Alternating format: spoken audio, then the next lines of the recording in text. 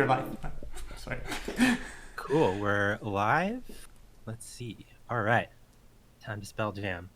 Hello, everyone, and welcome to hour 40 of 72 in our third annual Roll Plus Bond charity live stream. If you're just stumbling in and wondering what the heck is going on, Roll Plus Bond is a community of tabletop role-playing game enthusiasts and creators who usually hang out on Discord and play one-shots and occasionally get up to some social justice charity streaming. This year, we are raising money for an awesome group called Black and Pink. Black and Pink National is a prison abolitionist organization dedicated to abolishing the criminal punishment system and liberating LGBTQI2S plus people living with HIV and AIDS who are affected by that system through advocacy, support, and organizing. You can learn more at blackandpink.org. And if you're able to, please consider donating to this great cause. There will be links in the chat. What is it? Exclamation point charity. What's the code? Donate. Donate.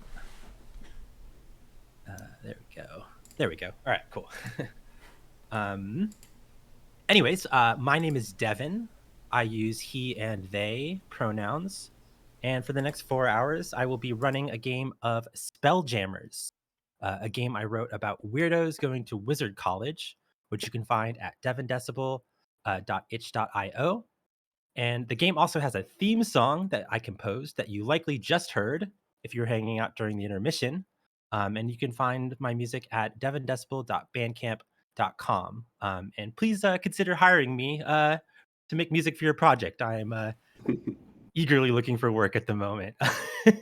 Anyways, sorry for the quick plug. It's time to meet the lovely folks who will be embodying today's group of wizards.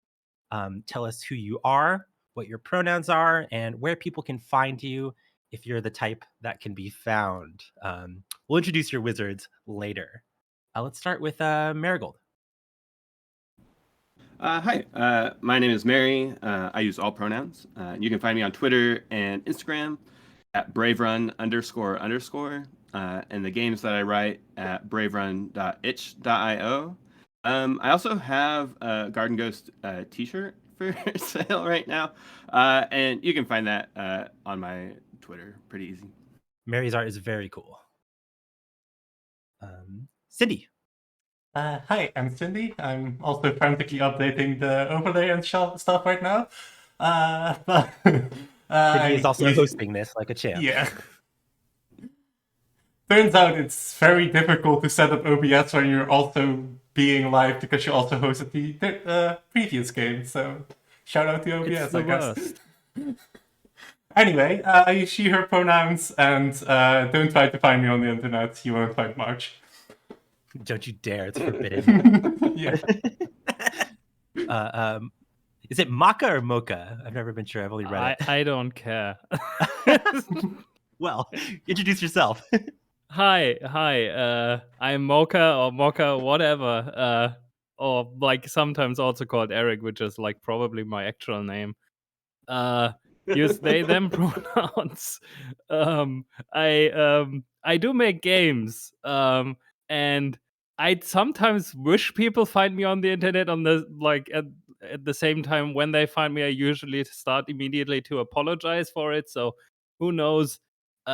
Anyway, if you watched the previous session, like the crime game medley thing, I forgot the real name. Anyway, Corvid Capers was featured in it, and like I made it.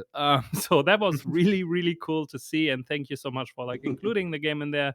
Like, what's the first time that I watched someone play like this thing, like someone else play this game and run the like at least parts of the game, like and not me. So it was like a bit. It's always strange, especially with tabletop games. I usually make video games, and like much more video games than tabletop games. Anyways, you can find my video games both on itch.io and on Steam. Like my itch.io page is mocha.itch.io. You can find my commercial video games on Steam. These are Splinter Zone and GB Rober. if you want to support me, you can buy those games. That would be great. You can also win a Steam key of both of these games in the raffle we have going on for like the donation thing. So you can donate and win a game that way, which is also like a cool thing for you to do. And I would highly encourage you to like spend the money instead of buying the game to do that. And yeah, what else? Find me on Twitter. Like my personal account is @EarnSmoker, which is ERNSTMOKKA. And my video games account, where like you won't see as much complaining about things, is @Mokograd, which is just like me posting GIFs of the games I'm currently making. So I think that's everything. And also, Cindi, I can very much relate to like it being very, very stressful to both like be in a game and hosting it.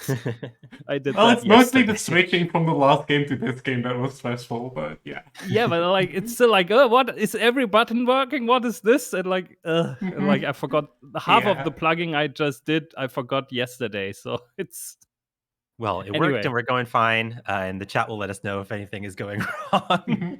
In particular, yeah, let me know if I'm a lot louder or quieter than the rest of people, because I can't really check that myself. It's awesome and wild how many games in this 72-hour live stream are by people from the community. So everybody should check out all of those games after this.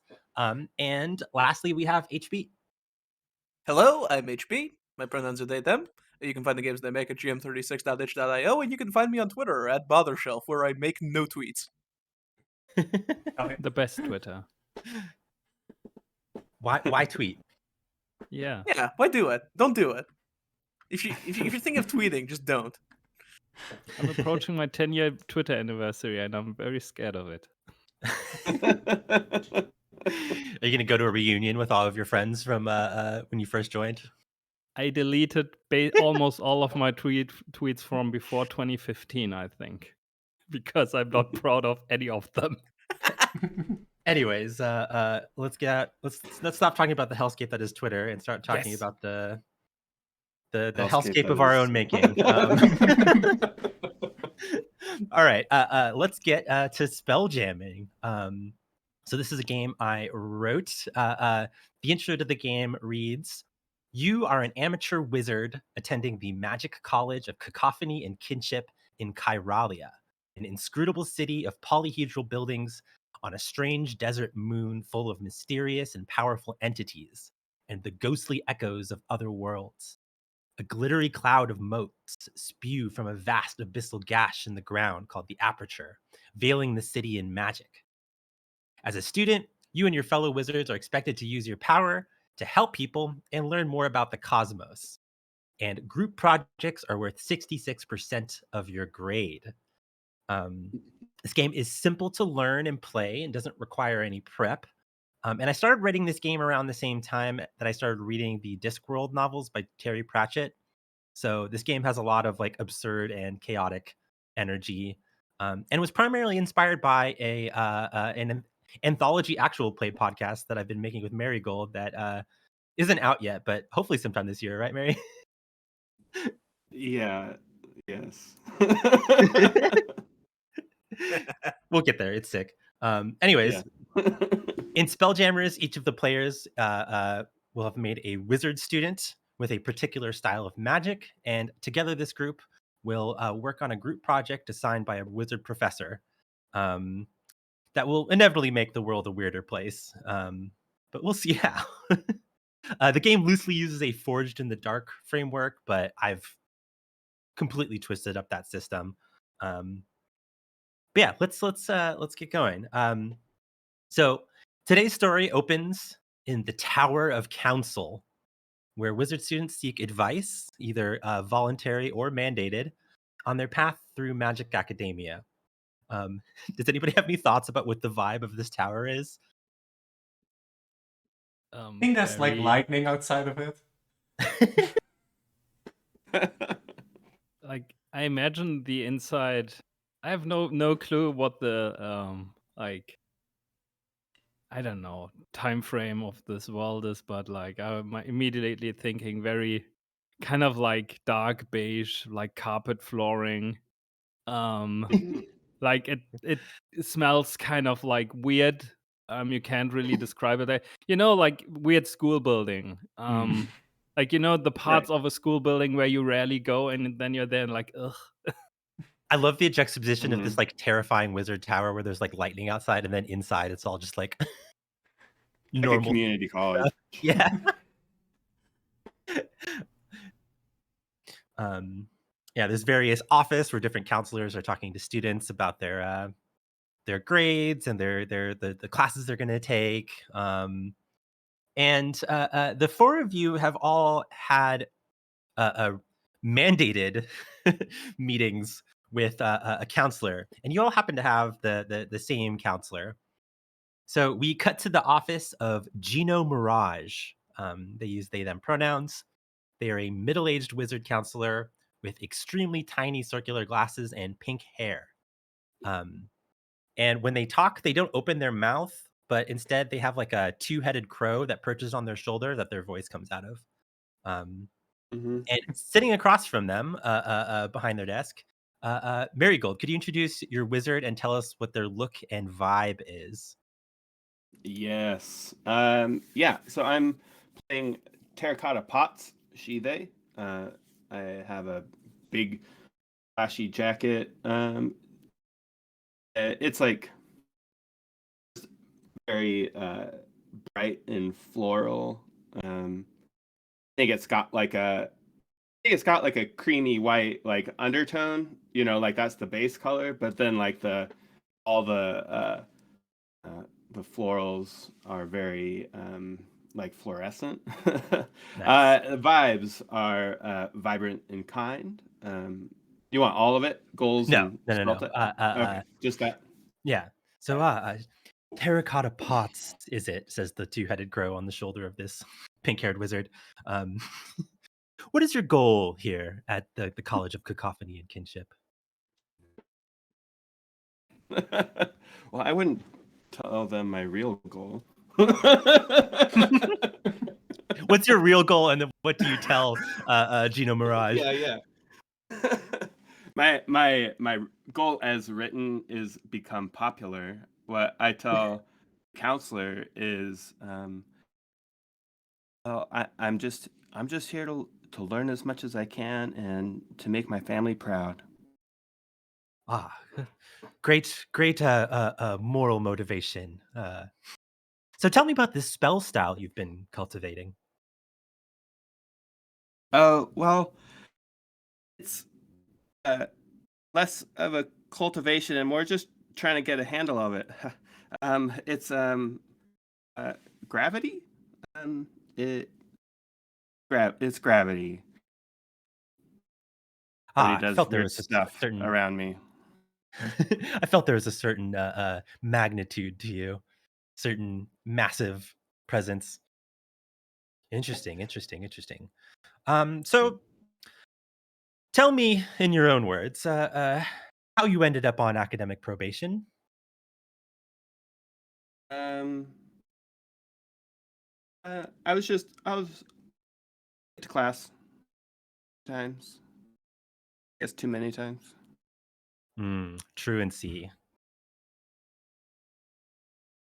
Well, luckily there's something we can do about that so that it won't affect your overall academic progress here at the College of Cacophony and Kinship. We can get this settled by way of a makeup project. So you will be meeting with Dr. Smerlin at Sunrise. I think he's in room 4/3 pi r cubed in the observatory wing. So first thing tomorrow. Right. All right, Initiate Sure. Potts. Good luck. Thanks. We cut to a similar meeting with Cindi, your character. Who do we see across the desk? You see Destiny Darkness. She's wearing a big floppy witch hat and has on a well-fitting suit. And her vibes are edgy and intimidating. She's very much the cool goth kid kind of vibes. Surprising number of goth wizards here at this college. Um, so, Destiny Darkness was it? What's your goal here at the College of Cacophony and Kinship? It was to learn about magic and make my family proud. What does it say on your sheet? My actual goal is to become powerful. I mean, this is the type of place where you could tell your counselor that you're here to become powerful, and they'd be like, "Ah, yes." Yeah, But but fair. I think part of the goal of becoming powerful is like becoming more powerful than all of them, and I think that's kind of where like, you know. You're not ready to be seen as a threat yet. Yeah. I want to lay low for a while, you know. Yeah. So tell me the spell style you've been cultivating. Oh, yeah, it's kind of like based on like motion. It's like moving things around, you know, like moving something from one place of a room to another. I kind of do it through like dancing, I guess. Like, I don't know. I just like whip my hands to one side and the thing follows. Yeah, it's a very fresh take on the classic kinesis magic. Well, I'm interesting to see how that develops. Anyways, let's get to the harder question here. In your own words, how did you end up on academic probation? Well, you see, I was doing some research into like different types of magic and like what might be like not allowed on the school, you know, forbidden magic, just to make sure that I don't do it. But in the process of that, I was like studying weather forecasts, and I guess people didn't like that. Trying to predict the chaotic forces of the environment. Foolish, I'd say. I'm just saying that, like, never mind. Sorry. It's fine. It's fine. It's fine. Well, we can get this all settled. Meet Dr. Smerlin at sunrise tomorrow at in the observatory, room 4/3 pi r cubed. It was. Why don't you just have like easy numbers though? Easy numbers? Yeah, like What do you mean? 3. Do you know how complicated 3 is? It's like way quicker to say, you know? It's like 1 more than 2. It's 3 is the 3rd prime. That's some dangerous magic you're suggesting. just a number. Anyways, Destiny Darkness, I'm sure we'll get this all settled up tomorrow with your makeup project. Okay. Sure, whatever.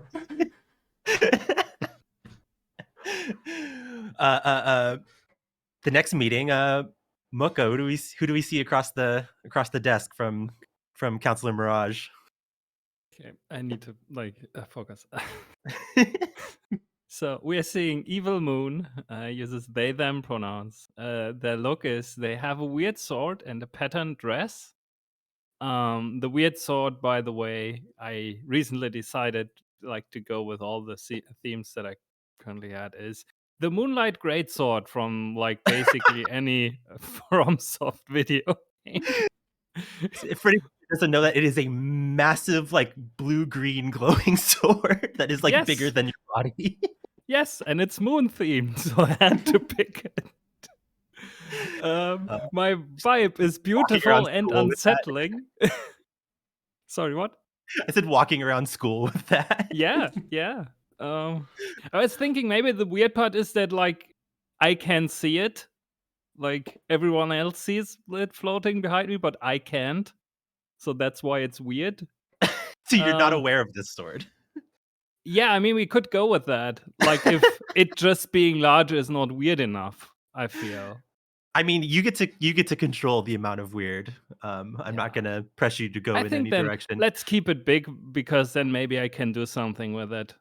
Because like it might like fit into the other bullshit that I came up with. Anyway, it's like my vibes are beautiful and unsettling, and I think the unsettling part is here, like it has something to do with the eyes, like they kind of look like they're burning to some degree, and like it's probably hard to look at me like for longer periods. I think that's it. Nice. Were you named Evil Moon, or was that a name that you earned? Yes. Like, yes.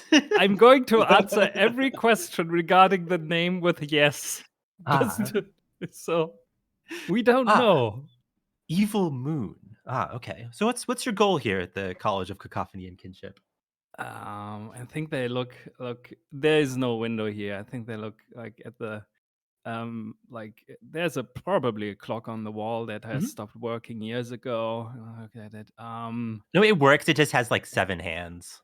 Okay. Yes. Okay. To learn about magic and make my family proud.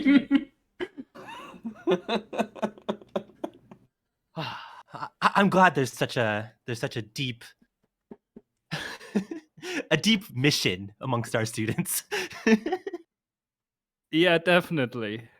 What does it say on your sheet though? Transcend this feeble form, which is like I came up with like obviously what is the moon if not like jealous of the sun? So I want to become the sun. Okay. You're tired of reflecting their light. You want to be the light emitter. Yes. You know, fair. Yeah. And sometimes, my sometimes you gotta spells shine on your own. Yeah. Not just reflect other people's brightness. Exactly. So tell me about this spell style you've been cultivating. It's the sun. Oh. Could you elaborate? No. I mean, no. I think it's self-explanatory, right? The sun. Yeah, sure. All like shining and magnificent. Fair. Yeah, I'd love to see what you do with that. I can't quite picture it, but sometimes magic is esoteric, and sometimes we need to see see it in action to really truly comprehend it. Sometimes minds are limited. I see. Well, tell me in your own words how you ended up on academic probation. Well, it's a simple misunderstanding, I think. All I did was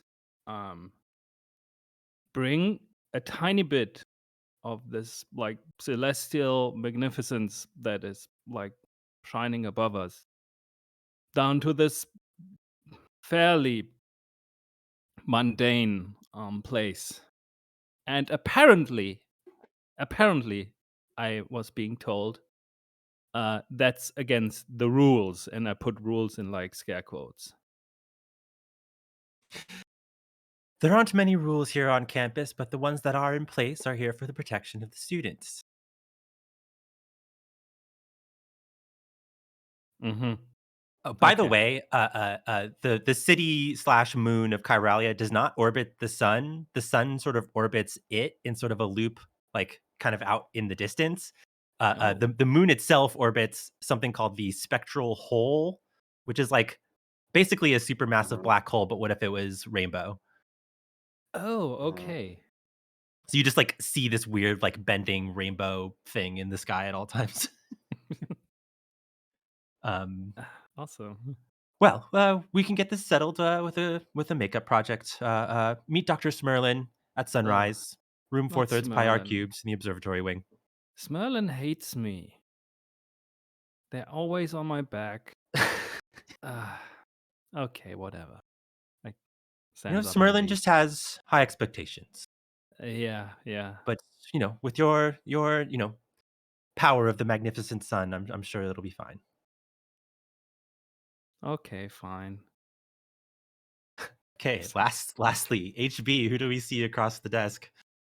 You see a youngster with a bad face wearing a robe that is maybe like 80 years old. And Wait, one sec. What is explain bad face? It's hard to put a finger on. Like when you look at someone, and it's like it's maybe the expression they're making, or like something about their posture, or something like that. But it's like a bad face is being made here. Mm-hmm.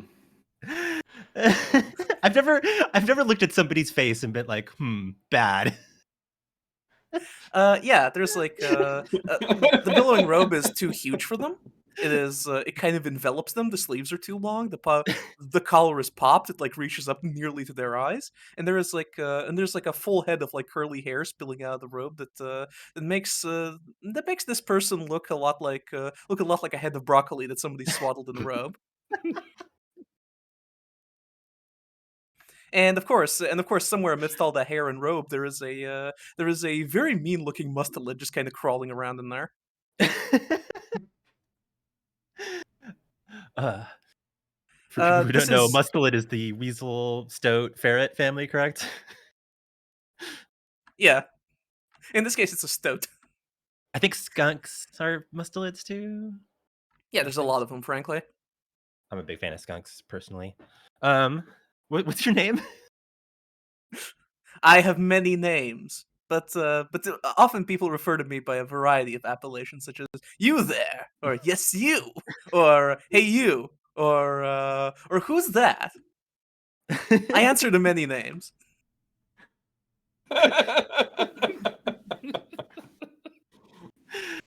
Well, My vibes are unique but forgettable. These people really have a think when they see you, but they immediately leaves their mind as soon as you walk away. Uh-huh. Well, you there. What's your goal here at the College of Cacophony and Kinship? Well, I'm so glad you asked. You see, I am here to continue the notoriety of my bloodline. I'm here to make my family proud and do well at college.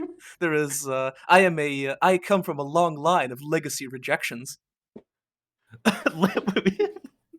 Legacy rejections. I am the first of my line to enter to enter the college. I love the concept of legacy rejections. Instead of a whole line of family like getting into the same college, the whole line was rejected. Yes.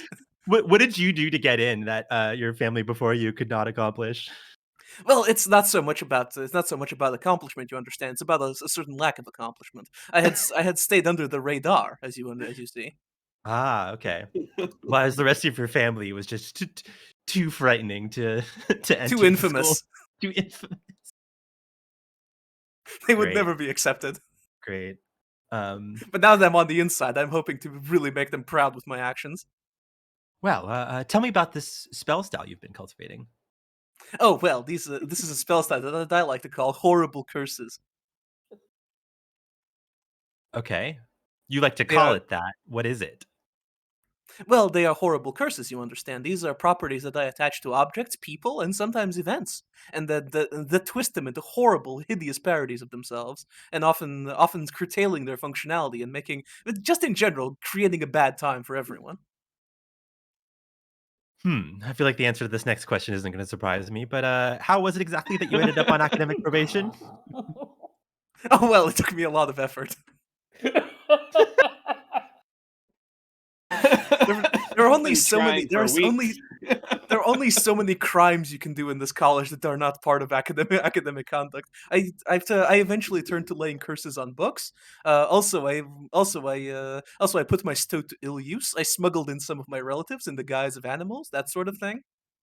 Ah, and It all added up to one probation in the end, which is okay. pretty admirable effort for me. I'm just I've only been here for maybe 2 years. And these are things that you plan on stopping doing here in the future at our institution? Yes, Wonderful. maybe. Wonderful. In that case, I think we can get this all settled up with a makeup group project then. You'll be expected to meet with Dr. Smerlin at sunrise tomorrow in room 4/3 pi r cubed in the observatory wing. Ah, pi r cube sounds voluminous.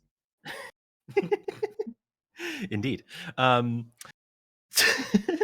So the premise for this one shot, when everybody was making their characters, there's 4 stats in this game, which are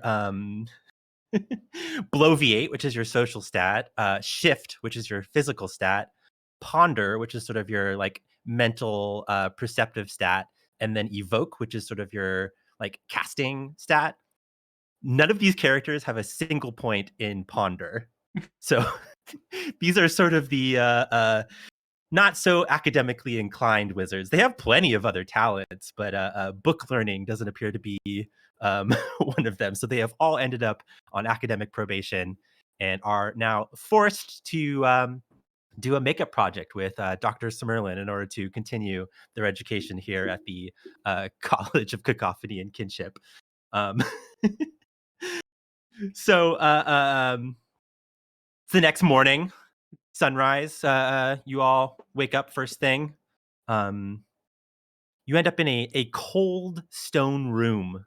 And in the center of this room is a Destiny shows up pulsing... late, by the way. Oh. I was about to say that. So two of you show up late. Terracotta and you there are on time. Yeah, you there is. I think you there is on time. I think you there is punctual, and this is one of their many bad qualities. I'm on time. It's because making a super special effort. I don't want to get in more trouble. So yeah, Terracotta and you there show up early. How late are Evil Moon and Destiny Darkness? Like I had the idea, like maybe we are like turning it into a competition who can arrive later than the other one. Yeah. So it's like, okay, 45 minutes. Yeah. Just to stand up in the hallway, like. Yeah, like I'm not moving. Okay, so I'm gonna retcon something then, since you're all showing up at different times. I think there's like a weird thing where like the classroom is locked until you all show up. So Terracotta and you there are just like waiting out in the hallway for 40 minutes. Oh my gosh. Yeah, eventually you're all there and the door magically unlocks. And like I said, you walk into a cold stone room. And in the center of it is a pulsing and humming blue orb. It's about the size of a cow and it hovers. And once you've all walked through the door and taken the sight of this orb, you realize that the door you just came in has disappeared. There's also no sign of Dr. Smerlin. What do you do? Love that. Love that cow is our unit of measurement here. That's very good. Are there windows? No, it's like stone masonry and it's kind of cold. Ha! Trap! I think like Destiny just groans like, why are they always doing this shit? Can we just have like a normal class? This is a normal class. I just, But, like, just, More Normal's normal. relative. gesture towards It's over. the- What even is this? I never saw this. Like what? You don't comprehend the orb. No. I don't even acknowledge its existence. Like beyond Is this, it I making think. any sound? Yeah, it's humming. Okay. It's odd. It seems like it like the loudness of the humming is ever increasing, but only like infinitesimally so. Sure. Normal orb stuff. It's one of those sounds that just like always sounds like it's getting louder, but it Mhm. might not actually be. Just like Mhm. the way that the pattern is. Yeah, it's like a Doppler Mhm. effect, but for volume. Maybe it's a fridge. Uh-huh. Maybe it's a fridge. Interesting. Can someone try and open it? I'm gonna try and open them. How are you gonna do that? I'm gonna put my hands on it and just like just like work my grubby little fingers into it. See if I can find the seam that I can open it by. It's both cold and warm at the same time. It's very smooth. Can I like? How big is it? Does it fit in my hands? Like I described earlier, it's the size of a cow. Hmm. Yeah, I think I just kind of start feeling around it. I think I knock on it. I think I try. I think I try to. I think I like try try to tap some objects against it. Hmm. Would you say Does you're it sound pondering hollow this or one? anything when we tap on it? No, it does not sound hollow. It sounds incredibly dense. HB, it sounds like you're kind of trying to ponder this orb a little bit. Seems like I'm trying to ponder the orb, huh? Mm-hmm. We should All make a right. roll. I should make a roll. Let's see. So normally so normally when I read or when you run this game, you would roll up what the like project is going to be. I've kind of already done that, and it will be revealed to y'all at a point what your project actually is. Mhm. But yeah, let's see if you there can ponder this orb. Yeah. So let's see. Can I apply one of my spell styles here? No. Is a fellow wizard helping? No. Add one die if you're requesting the assistance of an entity. I think this requires the assistance of an entity. I think whenever you there has to ponder anything, I think you there requests the assistance of an entity.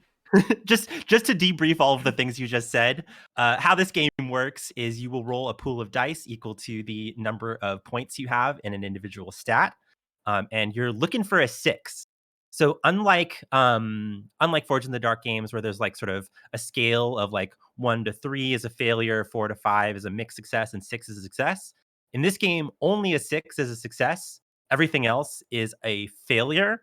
But there's a unique mechanic in this game where regardless of what you get, you can turn it into a success by utilizing your hubris, which is a 6-step track that if you add numbers to the number you rolled to make it a 6, that's how much hubris you take. So if you were to roll a 2 on this, you could spend 4 hubris to make it a success.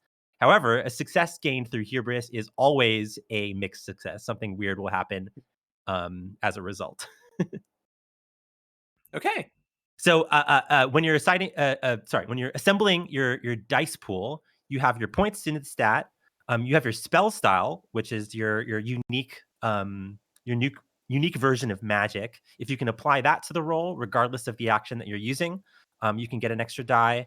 A wizard can help to give you an extra die, and you can also invoke the assistance of an entity, some sort of weird cryptid thing that is lurking on the edge of reality that might help you if offered a bargain. So it sounded like you were trying to do that last option. Uh-huh. Yeah, listen, I don't have a lot of options here. I think I confer with my stoat, and my stoat agrees that this was a bad idea. So, Mhm. but at this point I've committed. There's no way out of this. Mm-hmm. Okay. Any thoughts on like the type of entity you wanna reach out to? Well, I mean, there's like the unified authority on all there's the unified authority on all metric systems in Kyrelia, which is a cow god. Yeah, of course. It's the cow with weights and measures. The standardized cow. Uh-huh. The Mootrix system. The Mootrix system. Okay. I will invoke the Mootrix system to try and figure out what's going on. Yeah. So you reach out to the standard cow in their plane of perfect symmetry. All of their spots are the same size and the same distance from each other, and they moo in a nice even tone. And they since this orb happens to be a cow size, you really feel like you can connect with them here because this is the same metric as the god themselves. So you'll get an extra die for that. I'm trying to think what the bargain for the cow god of the Mootrix system would be. I have to work at least one cow into all of my spells for the rest of this day. As either a point of reference or an active component. No, but you need to continuously advocate for switching to the Mutrix system from now on. Okay, yeah. You need to be an evangelist for the Mutrix system. This is not the first time one has been. This is not the first time one has been the shill for a Mutrix conversion. Awesome. So that gives you 1 die, correct? Uh huh. All right, let's roll it. That's a 2. That's a 2. Would you like to tick 4 hubris to make that a success? Of course I would. Cool. So you're already two ticks away from gaining an instability, which is this system's version of harm. Uh huh. So you there invokes the great cow of the Mutrix system to ponder this orb, and as you touch it and really think about its size and its volume and its density, you disappear. Mhm. Hell yeah! Hell yeah! I love this. What is everybody else doing? I think Destiny just looks at it and is just like, what the fuck? I think I'm going to approach the orb and then say to it, like, what are you? Explain yourself. This. You can't just, like, levitate. The orb is levitating, right? Yes. Slightly above the ground. Okay. And, like, I'm going to launch in, like, some kind of tirade about, like, what this is about. Basically, what I want to do is I want to bloviate the orb. Okay. Which I'm sure it won't work. But I mean, if you're going on a tirade about the orb, maybe the orb will resent it if you're successful. yeah, it's like basically anything but ponder. No thoughts head empty in this squad. Yeah. Apologies if I make things like more difficult for you. So For me, the GM, or what? yeah, I don't like care. for like refusing to ponder the boy, do I have some stuff in store for you though. Good. That's fine. Okay, rolling. What can I do again to get? So what's your more bloviate? 0. I have only things in 2 stats: Shift 1 and Evoke 3. I was thinking about putting everything in Evoke to like kind of be like very good at one thing and terrible power at game. everything else. Yeah. The other power gamer strat is taking 5 spell styles instead of having any stats. God. Yeah. I don't think that my spell style works here. That's fine. I don't think that anyone wants to help me with that. Or are we friends enough that you want to help me with that? Sure. Could be fun. Are we just discussing the orb in front of the orb? I think we are like bloviating the orb, I think, involves talking to the orb. Like arguing with it. To some degree. Or I've How does also been Terracotta feel about the orb? Nervous. I think like I was gonna ask, like, as my nervousness goes up, I think like gravity also goes up. Basically, any strong emotion. And I was wondering if like the orb is starting to like slowly follow me around. No, but you start to feel like you're orbiting it. Oh yeah, don't like that. You're orbiting the orb. Yeah, really don't like that. But bite me off a piece of this this bloviation though. Yeah. so I get to roll. Sorry. Oh, go ahead. I wanted Yeah. to know what you were talking about.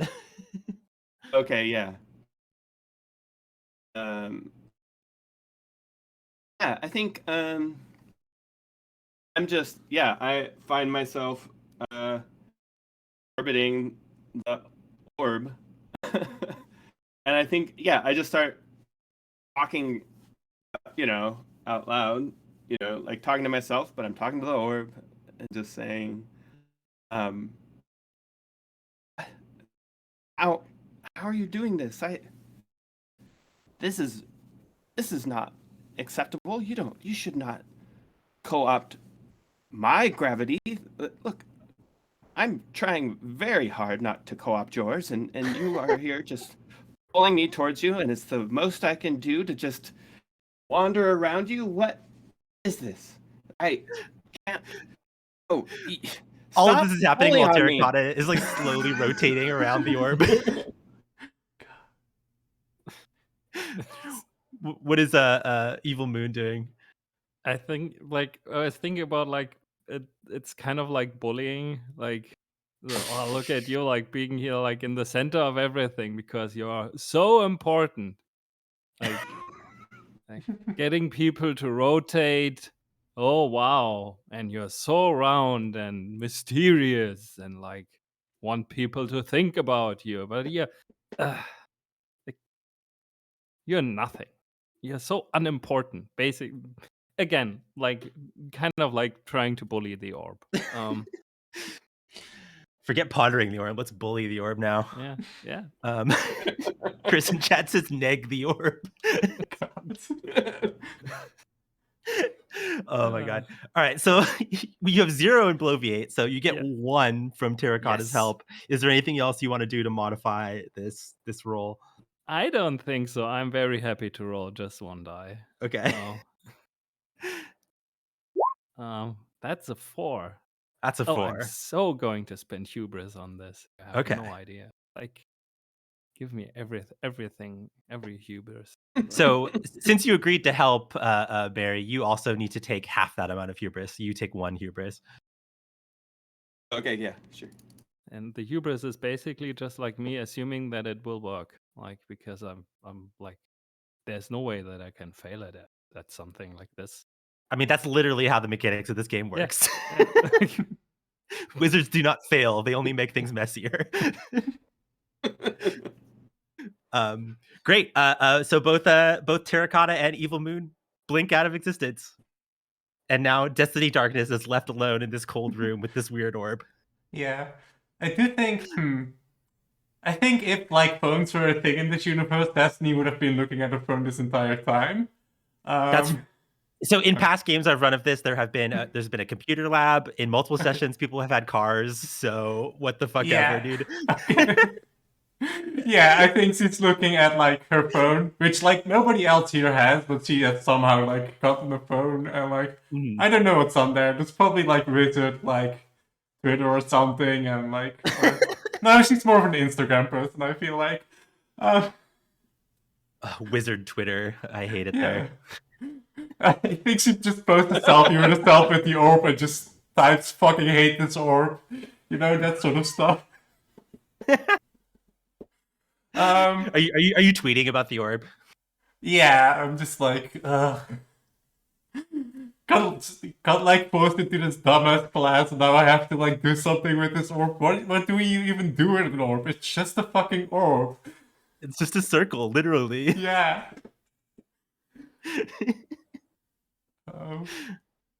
But I think after a bit of like just being frustrated and the other people disappearing, I think she just like, I think the idea in her head forms is, what if I try to use my magic to smash this orb into the wall?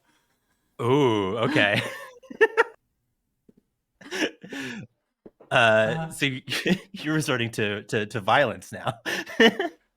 It's just an orb. It's not violence if it's you know, Destiny isn't aware that this object might have any feelings or something. Terracotta and me just hurt the orb's feelings, so I don't know. Well, you know what they say, that pondering begets bullying begets violence. Yeah, Destiny just skips those steps, you know? Okay, what does this look like? Yeah, I think she like puts down her phone and like some stuff, other stuff on the ground probably. And I think like does some stretches and then like I think starts to do a dance to like try to like throw this orb into the wall. Yeah. Also, in particular, for my like the way my magic looks is based on like a scene in the new Suspiria movie. There's a whole lot of content warnings for that scene, but like it basically is like yeah, he does like a sort of dance, and like I think the like motion that results from that like mirrors the motion she does. Um, yeah, so I think it's just like her like putting down her witch hat as well, because like that's just gonna fly off if she dances, you know. Yeah. And yeah, preparing to dance. So I'm guessing this is a shift to do your dance. Yeah, if that works, then I'll use shift. Yeah. Um, I felt like I needed a physical stat in this game in case anybody wanted to be like a muscle wizard or an athlete wizard. I think it's a valid type of Okay. wizard. Yeah. Yeah, it's kind of between shift and evoke in a way, but you know.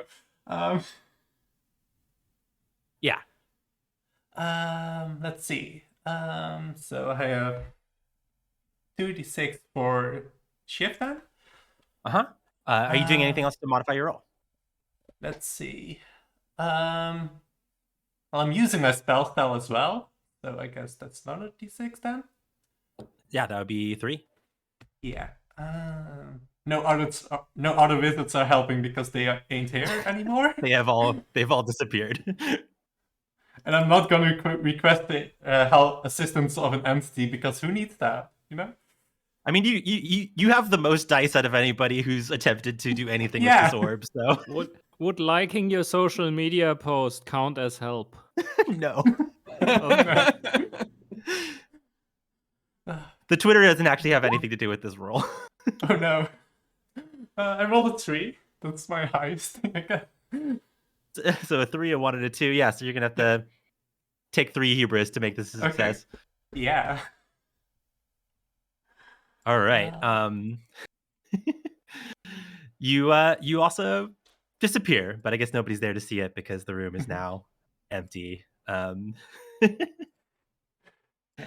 So once you've all pondered / bullied / describe what this looks like actually as you violently dance at the orb. Okay. Yeah.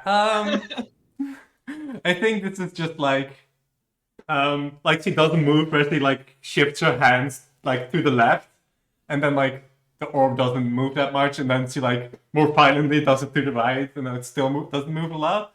And I have an idea for how this ends. Okay. I think like there's a degree of like equal and opposite reaction here, which is like this orb is massive and she's trying to move it, and I think the thing that ends up happening is that she just throws herself across the room somehow. Well, like your comrades, you are also disappeared from the room as a result. Yeah. And you all suddenly find yourself spirited away to a glass sphere structure with like a little small house in the middle of it, almost like a snow globe, but without the like snow part. And just beyond the glass, you can see the vast cosmos. And you are overlooking a massive rippling nebula that appears to be some sort of tear in reality. And you could just make out little like globular shapes spilling out of it. And if you look in the other direction, you appear to be far above the city moon of Kyralia, where you can see it orbiting the great spectral hole, the supermassive rainbow anomaly that I described earlier. And as you kind of take this all in, you can see that the spheroids that are spilling out of the rift are like starting to head towards Kyralia. How are y'all feeling? You're in space now. Oh no, I'm the first member of my family to go into space. This is the opposite of what I wanted.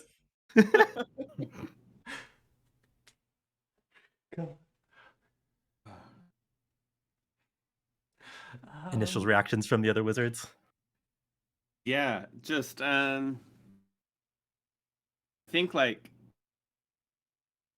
are we okay, where inside this giant orb are we? Are we near the center? Are we near the edge? So in the center, there's like a tiny house, and then like Uh-huh. you're kind of outside the house. Okay. How tiny are we talking? Like I can pick it up or like or like Think a about like tiny a home, like a yeah. Think about trailer home. a tiny home. Yeah. Okay. I think knock on the door. So I'm freaking out that there's the whole like cosmos out there and that we're floating above the moon in some kind of orb I've never seen before. So I kind of just ignore that, kind of block Mhm. that out. And So you go to knock on the block door. initial What reaction. are the others doing? I mean, this is where I live, so it's right at home. Never been to this part, but it's okay. You live in space. Yeah, Mm. So space is home. you descend every morning to go to school. I'm not going to comment. Okay. That's a question from the GM, but okay. What about Destiny? I think she just posted to her like Instagram, like now I'm in space. What the fuck kind of class is this? Question mark. Like, and some kind of appropriate emoji. I don't know one right now, but Oh my god. I'm on Twitch and I'm looking at the like captioning. It currently says Destiny Pittsburgh Steeler for some reason. The captioning is going wild today. yeah. Destiny. All right. So Terracotta goes to knock on the door of this tiny house, and you kind of hear like a stomping, and you step back just in time as the like door like slams open, and a figure emerges. Actually, one second, I need to plug in my headphone.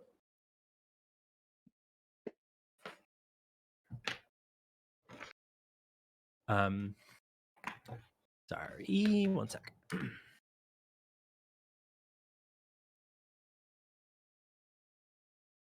Okay. So, a figure emerges from the tiny house. They are like twice the size of y'all, which is funny that they're in this tiny little house. You can see them like craned over as they step out of the door and then emerge and then are taller than the house. And this figure says, "Ah, you made it just in time. Welcome, students of magic, to the Orbservatory. I'm Orbison the Ponderous, and I will be your your proctor for your project today." I think Uther gets excited first when they say project, and then when they say proctor, I think they become disappointed again. This is definitely not Dr. Smurlin. Yeah. Which is fine. I don't think any of you have met Orbison the Ponderous before. Yeah. No. I think Destiny is just like, weren't we like supposed to meet like the other guy? Who? What was it again? Terracotta, you definitely Smurl. know, right? Oh yeah, let her say it. We were supposed to meet Dr. Smurlin I've never heard of in Dr. that room, Smurlin. but it was I've never heard of such a professor. well, okay. Hi. Hi. My name's Terracotta Potts. You live here? Yes, I live here, I work here, I ponder here. Right.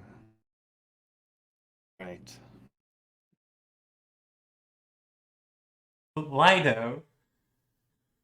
Like, they're always telling me that I have to get better at pondering and stuff at school, but like, why though? Like, good as a god. Yeah, when are we ever going to use that Yeah. outside of class? Completely useless. Well, Yeah, I've never pondered a Miss- single goddamn thing in my life. Miss, what was Yeah. your name? Me? The one who was asking me why. Yeah, it's Destiny Darkness. Destiny. You Darkness. can follow me on Insta at Darkness. At Darkness. When you asked me why, do you know what you did? You pondered. Did I know? Indeed. I'm not like thinking about this. You realize that, right? I'm just asking you to do it. You see, pondering is at the core of wizardry, and it is to my knowledge that the four of you could use a little bit more pondering in your life. Magic is emboldened by context, is emboldened by history, is emboldened by knowledge, is necessary for our practice to become true wizards.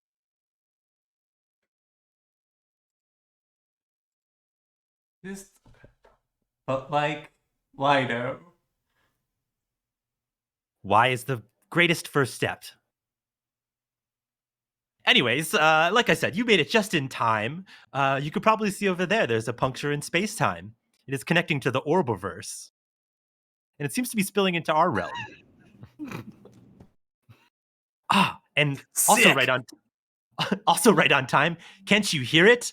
The psychic confusion and dread emanating from all of the people of Kyralia. There's just a faint magical scream kind of emanating through the cosmos. Well, it looks like your assignment is clear. Make everyone even more scared? So, how this game works is projects are generated by rolling 3d6s and then looking at some charts. I rolled a 3, a 3, and a 3, which means that the type of project is learning the cause or nature of a magical anomaly at a location off moon. And the problem is that echoes from another world are causing panic and confusion.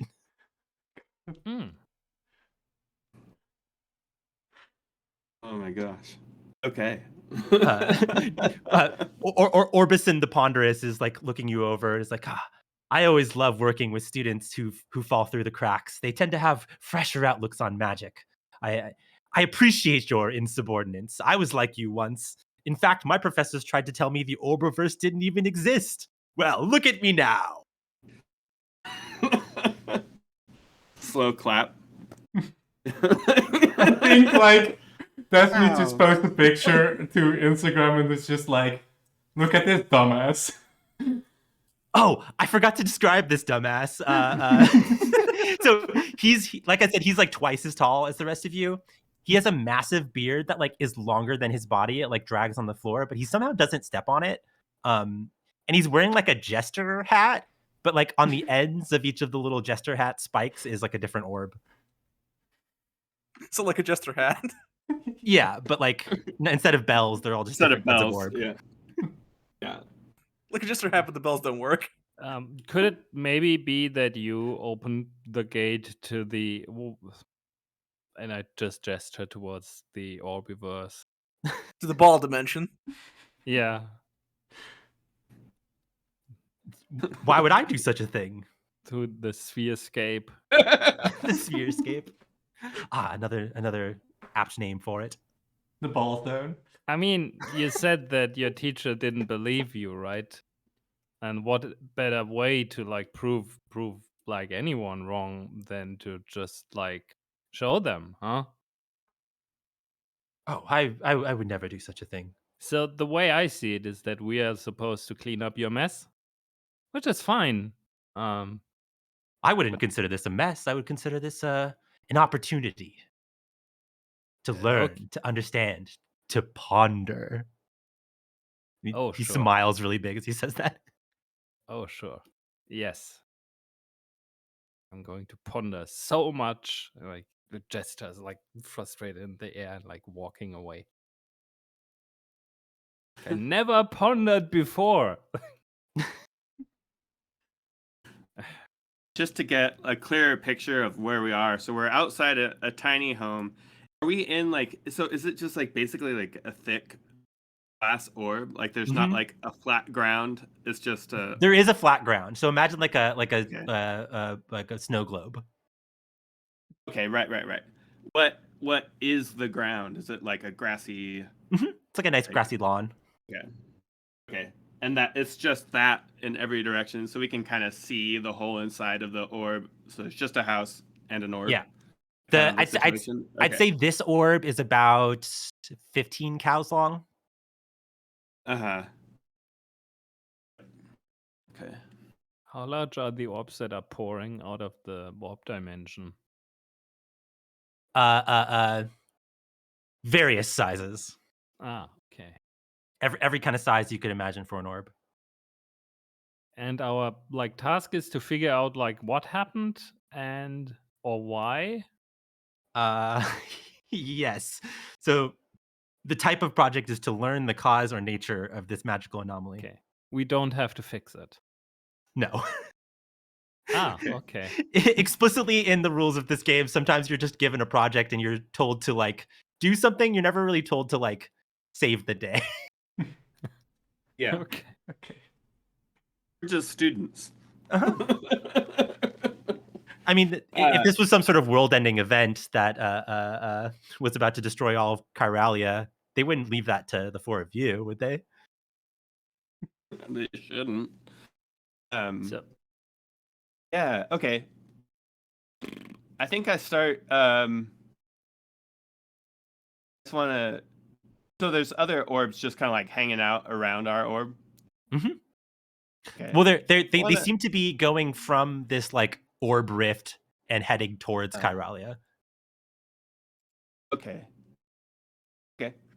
I think whatever the closest one is to us right now, I want to try to gravity it into this one to see. I don't know. I think my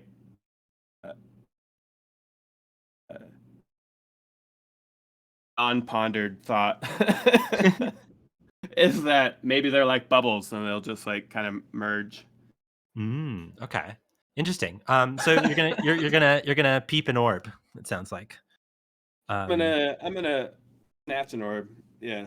Sweet. So I made a special table for this one shot called the orb table. Roll me 3d6.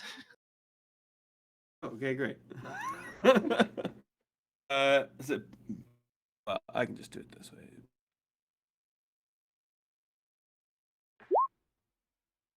3, 5, and you go. 1 on the orb table.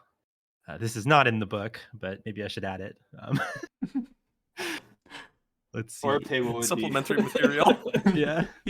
3, 5, 1. Okay, so this orb is beautiful. It's covered in tentacles, and it has a will to destroy.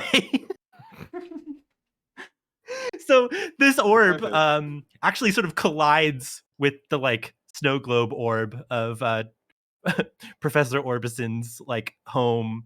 And it like starts to crack the glass, and you can see the tentacles starting to like wrap around it like a sea monster grabbing a ship. And you can see all of its like suckers like stuck to the glass.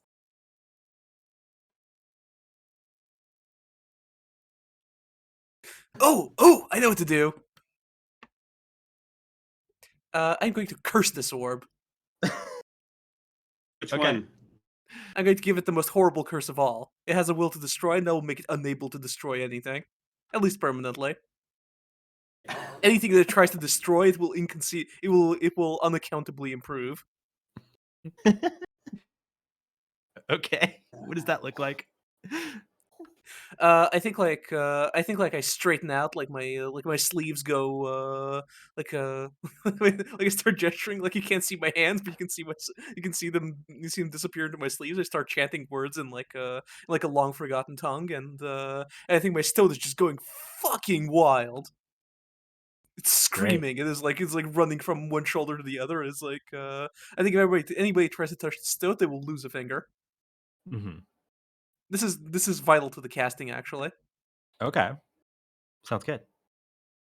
Yeah. So I think this is evoke. Okay, I'm using my spell style, which is horrible curses. okay. So that gets you Is to anybody 3 dice. helping me?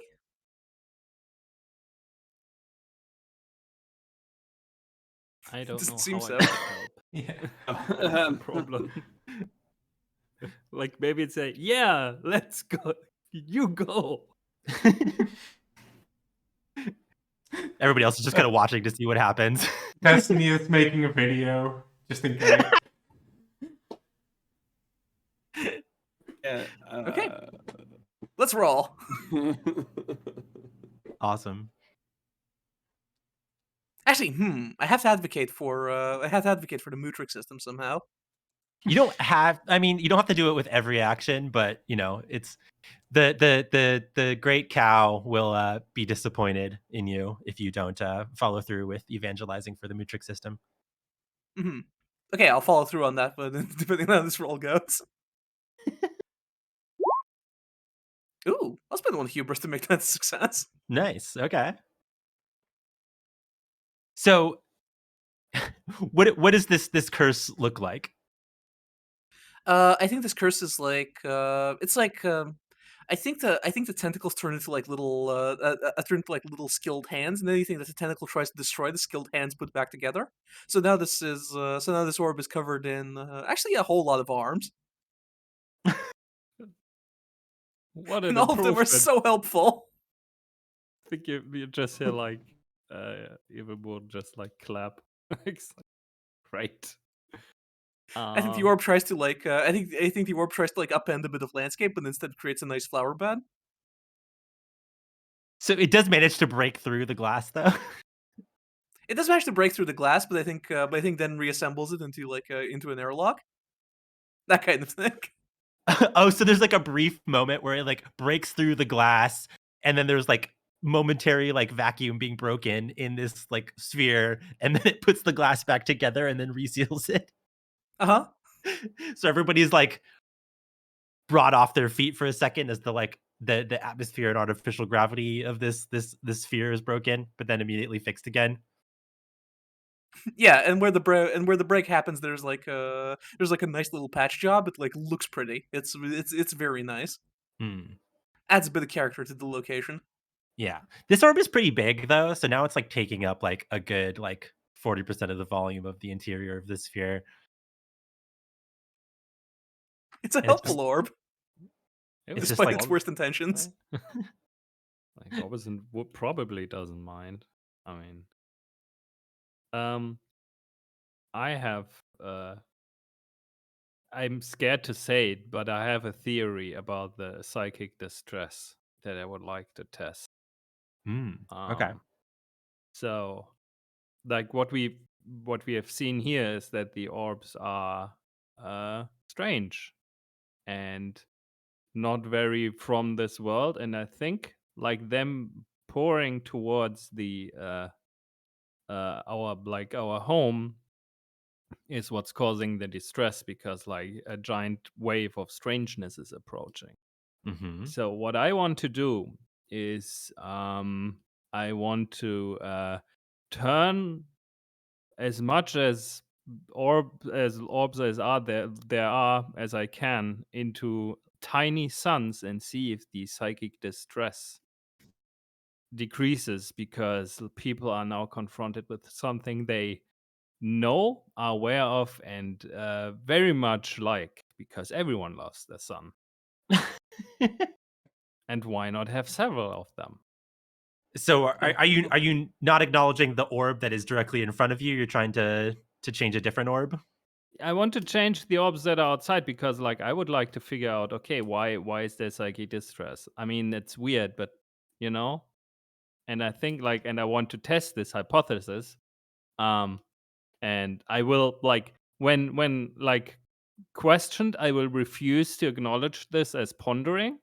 But obviously, I am pondering and like making a theory about how this works, and then trying to test it. Which might also have a flawed method, but we can talk about that. Well, I will say that you are nowhere near powerful enough to turn every orb into a sun, but you could start with the one in front of you. The one in the glass thing. Mm-hmm. Okay. Unless you want to go find another orb that is nearby. Oh no, we can turn this. This is like the group thing, right? Because like we like, and I think I'm waving at like Destiny and Terracotta, and like also like shout, you there, like come over maybe. Though you already What do you want? you already did something, so I don't know like if we need you, like, but anyway. So how about we do this so that we can all quickly go home. I turn this thing into a sun, then you, Destiny, shoot it out again, like towards like this big wave of tiny orbs, and Terracotta, you cause all of the tiny orbs to circulate, or like give the big orb gravity so that the tiny orbs start like flying into it and burn up. And that will, because I'm pretty sure like what causes the psychic distress is like, this shit is just weird, and people don't like weird, but when there's a sun in the sky, people will calm down. And all we have to do is get rid of all the weird stuff and put another sun in the sky. And then everybody can just have a nice beach day. Yeah, like an eternal beach day. Okay. What are you going to try to roll to turn this orb that was violent and covered in tentacles and now is helpful and covered in little skillful hands? What are you going to do? Yeah, so Forget my it's beautiful. yeah. Oh yeah, it's beautiful. A gorgeous orb. It's like they're like hand modeled hands. Right. They're all super manicured, and One of them has a diamond ring. I mean, I'm evoking the power of the sun with this. Okay. Which I think in this case means just nuclear fusion. Okay. Yeah, I'm creating a sun here. Yeah, so taking all the atoms in the hands and like crashing them together to like fuse them and create a excess energy. Yeah, we can talk about how this looks with the roll, but I have a cool idea. I hope it works. Okay. And you said you were pondering? No, I refuse to ponder. The ponder part is like what the our teacher told us about. Oh, you see, you're asking why, so now you're pondering, and this is like, yeah, okay, I'm like forming a theory about why something isn't working, but like when someone say, see, this is the value of pondering, I'm just going to say I didn't ponder. Like what? No, never. Gotcha. I just guessed. Yeah, I'm too cool to ponder, So is this 46 or 3? So you have let's see. So you have 3 evoke, right? And you're using your spell style? Yeah. So that's 4d6. Okay. Let this be a terrible roll. Oh, there are 2 6s in there. Brilliant. Okay.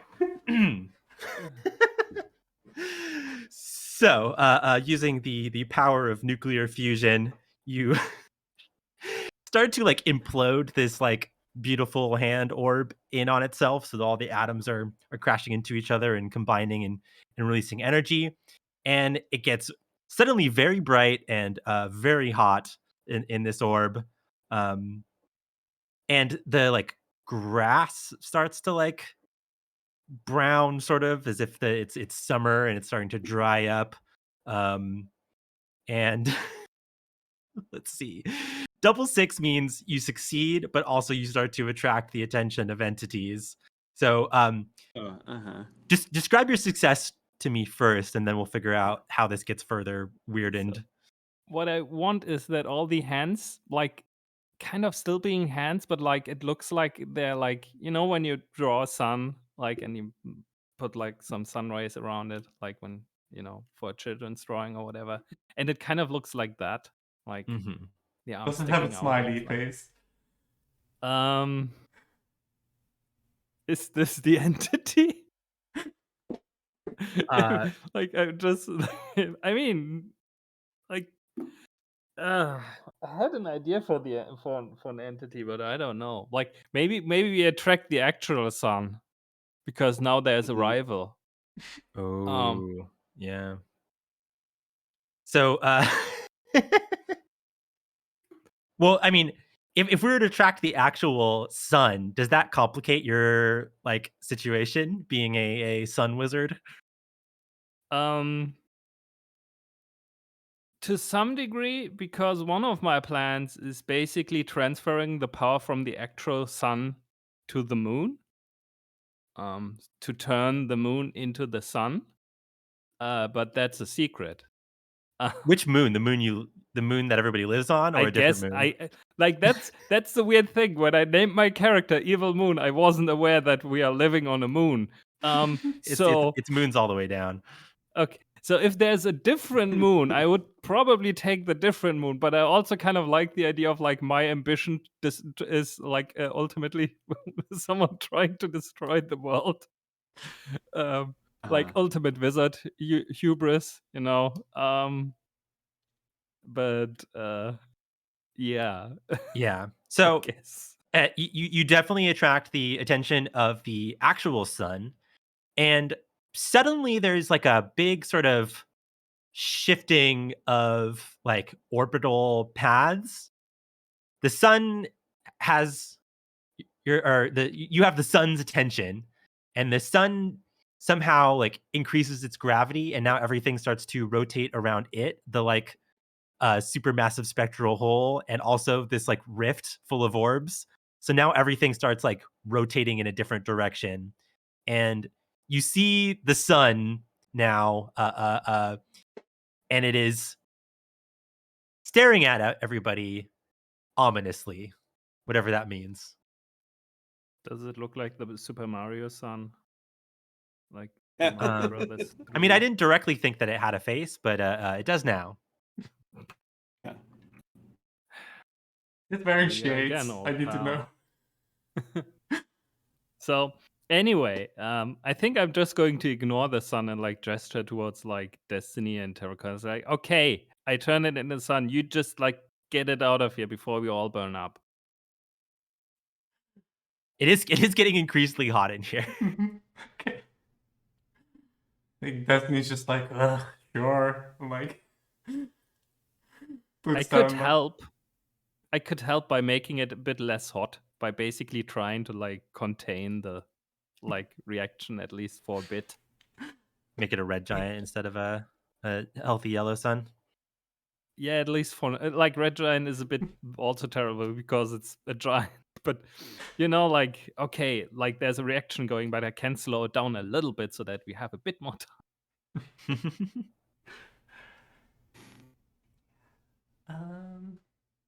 Yeah, I guess I'm gonna like eat this sun then.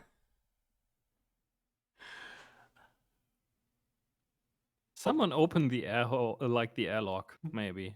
There's an airlock now. I think I think you there says that one will do it, but well, it just doesn't get to it.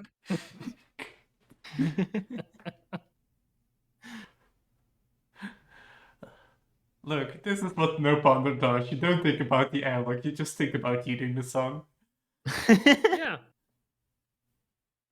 How do you plan on eating the sun? You know, I like put down my things again, do some stretches, and I do another cool dance routine. It's really hard to describe dance in words, I feel like, especially like hmm, Is it this is like ballet or break dancing? Are you just Or, like doing like this? I don't know which musical it was, but like someone was like just like angrily snapping their fingers at the like at whatever you want to move and like moving like threateningly towards it, or like doing a step dance.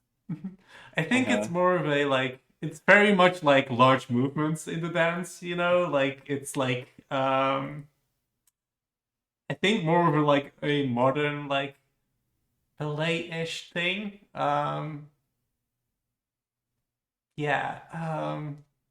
Like it's very much like sweeping motions, that sort of stuff that's in there, I feel like. Yeah, I can't really describe it much better than that. Yeah. Gotcha. I'm gonna help because gravity and motion work well together. Yeah. I think. I'm gonna push while you're trying to move it. Yeah. Cool. So Destiny has let's see. Maybe it is kind of broken that you could do shift and then also your spell style is dance, but whatever. That's 3d6. I mean, the thing about this game is like you can get hella dice, but like if you roll more than 1/6, things start to also get problematic. So Okay. you know, that's just how it goes. Also, I want to help. So Oh. if you want help, Yeah. that's what like the part was with. I can contain it a little bit so that you have a bit more time. Oh, okay. Yeah, because there was two people offering to help, and Okay. So Then I don't help. Like, Okay. let someone else do it. Eat the hubris. Yeah. Okay. Yeah. 46 then. And that's a 6. Nice. Okay. So no do you- hubris. No hubris for you or Terracotta. It was Terracotta helping, right? Yeah. Yeah. I think it partly looks like us dancing together. Like I think I join you dancing, even though I don't have to do that to do my magic. I just Nice. like I'm trying to like get in the motion of like how you're casting. Is Terracotta a good dancer? Yeah. Does Destiny Darkness feel threatened by Terracotta's good dancing? No, because Destiny has absolutely not explained the dance moves that Terracotta needs to do, so like she might be a good dancer, but she's like half a second behind or something because she just needs to like copy me instead of like doing the thing. Yeah. But you still have no question that you are still the most powerful dancer. Yeah, of course. If she was a better dancer, she would know the moves.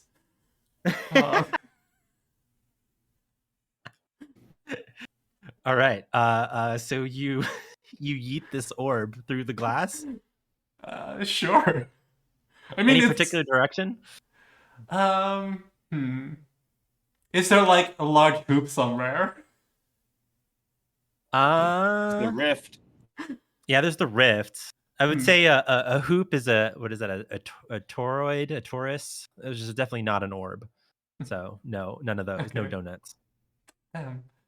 Otherwise, I would have definitely done like basketball shot. What was the plan again? Sorry, I'm really like It's like I'm really in character right now, so like Yeah, just shoot it out and let like Terracotta like do her you know, where everything rotates. That Yeah. thing. Oh yeah, like orbits thing. Yeah, Yeah. sure. Well, everything's now orbiting the angry sun. Remember that. Yeah, like we'll see about that.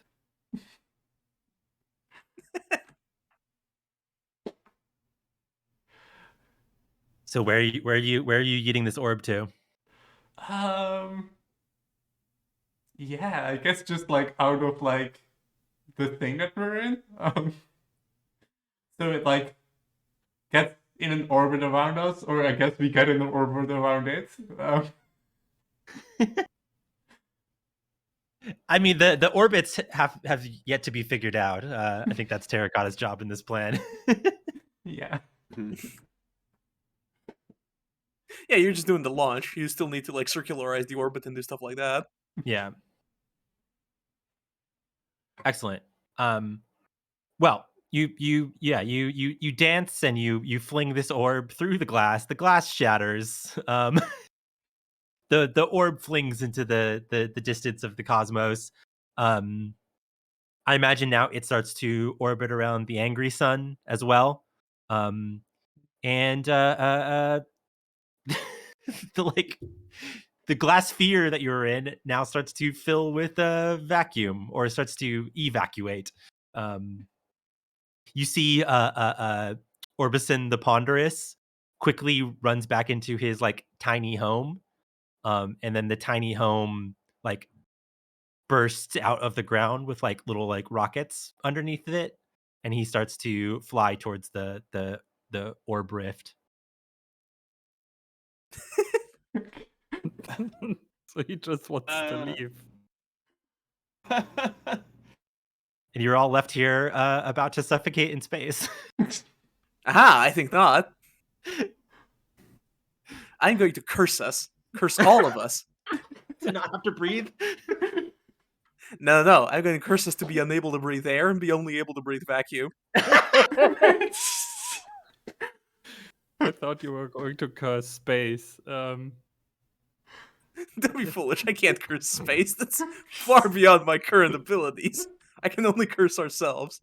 And really, isn't the greatest curse the one you give yourself? Just a quick question: can we get rid of the curse? Maybe. Okay. I mean, where I'm going, I don't need to breathe anyway. So Exactly with that kind of attitude, I think you'll go far in life.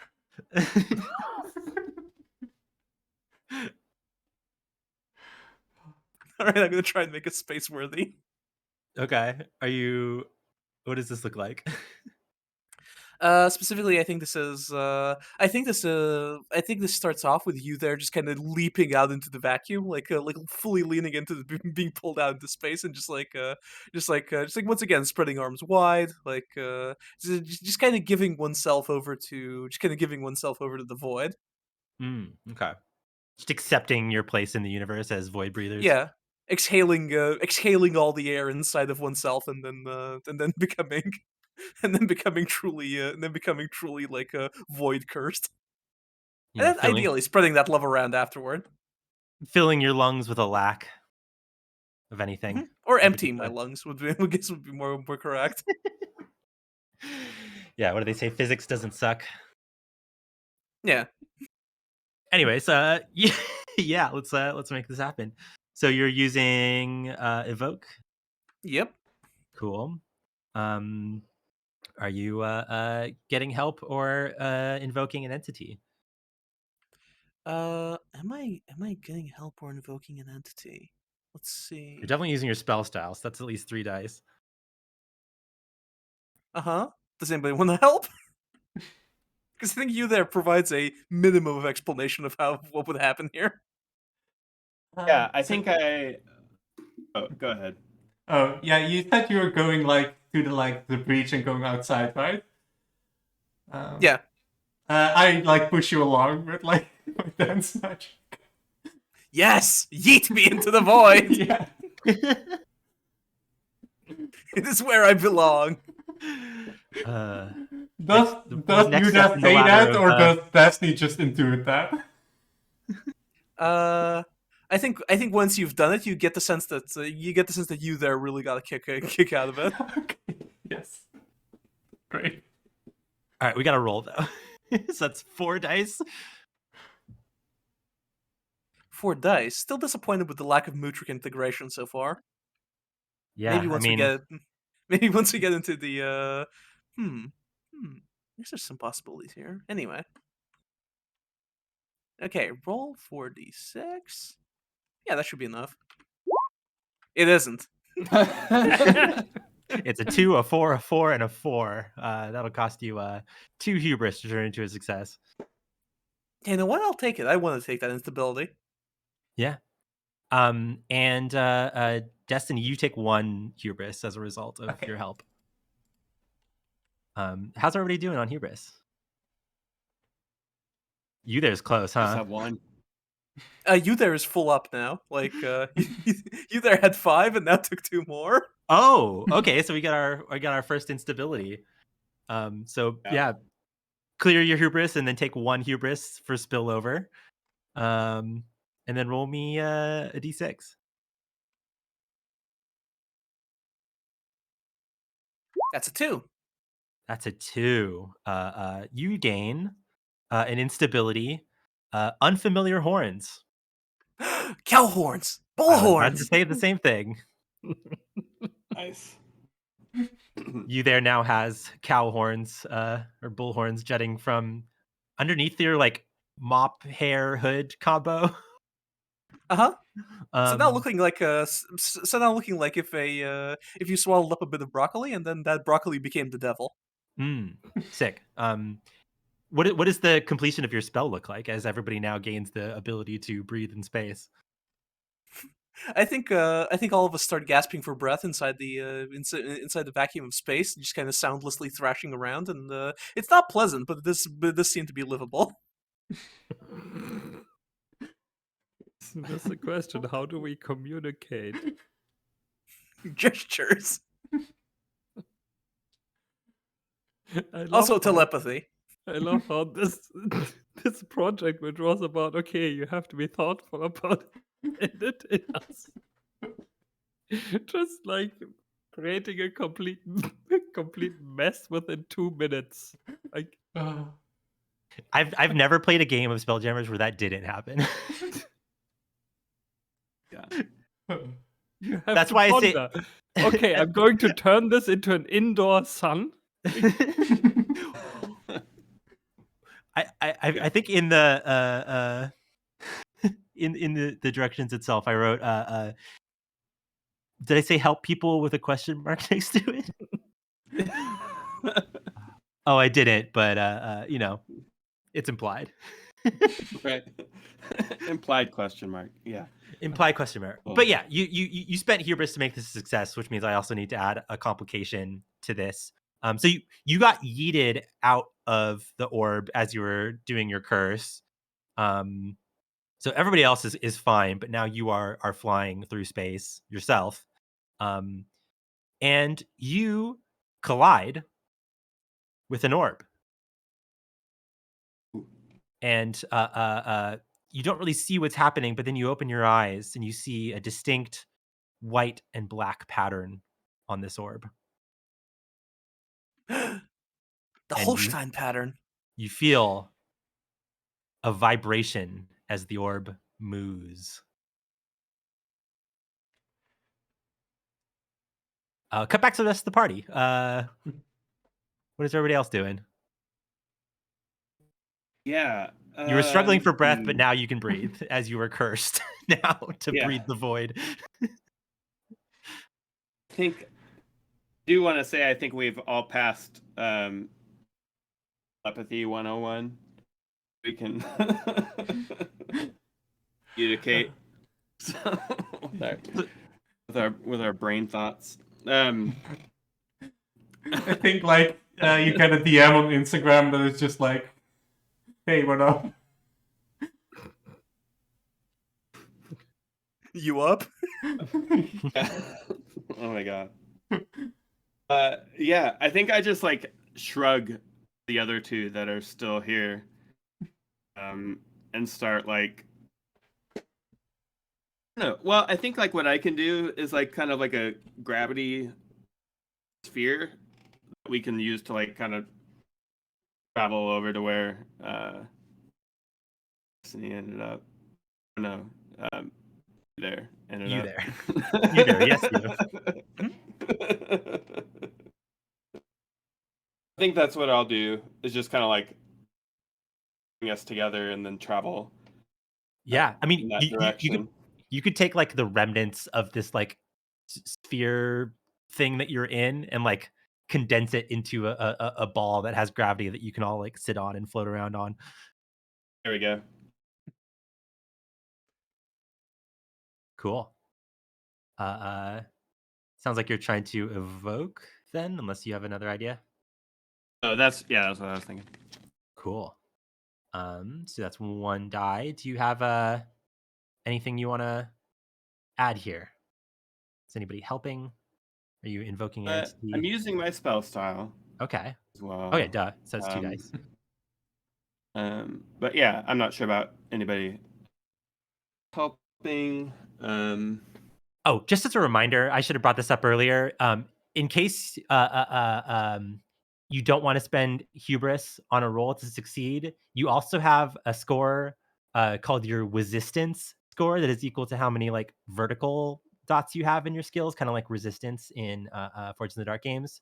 And at any point in time, you can spend a point of resistance to immediately succeed, but make everything instantly incredibly weirder. Oh, good. Yes.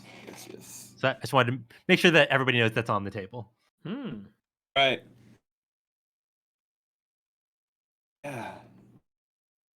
Yeah. So I think I help everybody get to the outside, and then I guess it'll be one roll. Condense the thing, and move around. Yeah. 2 dice. I don't. Kata would invoke a deity at this time, so I think it'll just be 2 unless somebody has a way they want to help.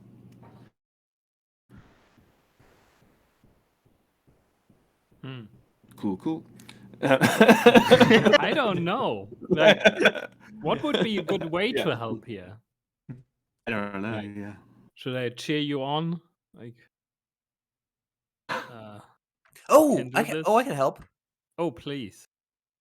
I'll throw my stoat at you. The stoat will be helpful. Trust me.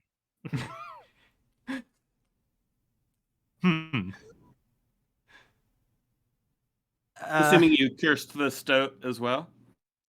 Yes, of course. Okay, good. that would have been tragic. How does the stoat help? Of course, the stoat is. I haven't told anybody. I haven't explicitly told anybody this, but the stoat is actually my uncle, who's been observing and disapproving of my actions the entire time. Oh, cool. A very powerful witch, but however, currently a stoat, undercover completely. Great. Very competent though. Great. Yeah. So working on casting the spell. I've got some stoat power, gravity. Yeah. All right. 5. 5. That'll be 1 hubris to make it to a success, unless you want to Yeah. resist it. Nah, not for this one. Okay. I'll add hubris then. Cool. So yeah, you condense this like broken glass and dried up grass and dirt, and the leftovers of the foundation of the house that just flew away, into a new sphere that has its own gravity, and now you all, perch upon this sphere, floating in space, breathing the void.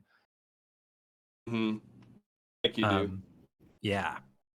All right. What's a good complication here?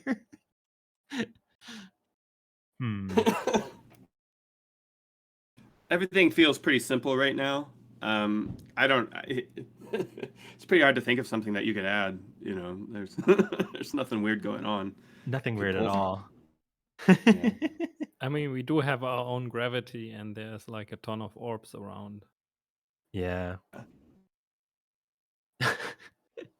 Yeah, I think you all managed to get onto this sphere safely, but then it starts to also orbit everything, and now there's just this bizarre situation where it's like a million marbles all like being shot around like a funnel as this just chaos of orbs spinning around this angry sun.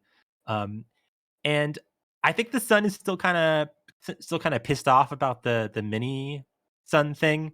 And I think it blasts off a solar flare towards y'all. So there's basically a fire orb now being launched at you from the sun. Let's cut back to you there. You have collided with a cow orb, and it moves in your mind, and it says, "Welcome, child." I am home. Everything makes sense. The Moochic system, it makes sense. It makes so much sense to move through space in this way. Everything is at a cow degree angle from each other at this point. Perfect symmetry. Super symmetry. Symmetry. Symmetry. What are you doing? You're separated from your fellow classmates. I think off in the distance I see the house of of Orbis and the Ponderous progressing toward the orb dimension, and I think I lock horns with the cow orb. Yeah. And I say, take me there, oh great God! I must spread your word to the orb dimension. This sounds like a bloviate to me. It does. Yeah, there's two of these. I don't think horrible curses come into this. So this might No. just be. I think I'm too far from anybody to benefit from help. You're not going to get anything bad happen to you though, because you have horns, cow horns, and now you are like invoking to support, or you're offering your support to this cow entity. So everything's in line. Okay. Do I get the bonus die from invoking an entity? Yeah, I'll give it to you. There's all this cow symmetry. There's all the symmetry here. It's going to help you out. Yeah. The symmetry is on my side. Okay, I'm gonna spend one hubris here. Surely nothing could go wrong.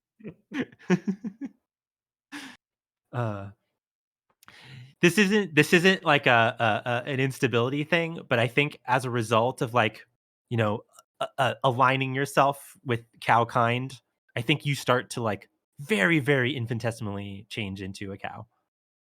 It's the perfect shape, the optimal shape. So yeah, cool you are so like, sorry. Go ahead. Yeah, it's cool how you are like transcending your feeble form. Even though it's not their goal. Oh my god. Well, we see one hurtle themselves towards the orb dimension after the like tiny house that Orbis and the Ponderous got in, instead of meeting up with the rest of their friends. But they're forgettable. The rest of the crew probably already forgot one. That's pretty funny.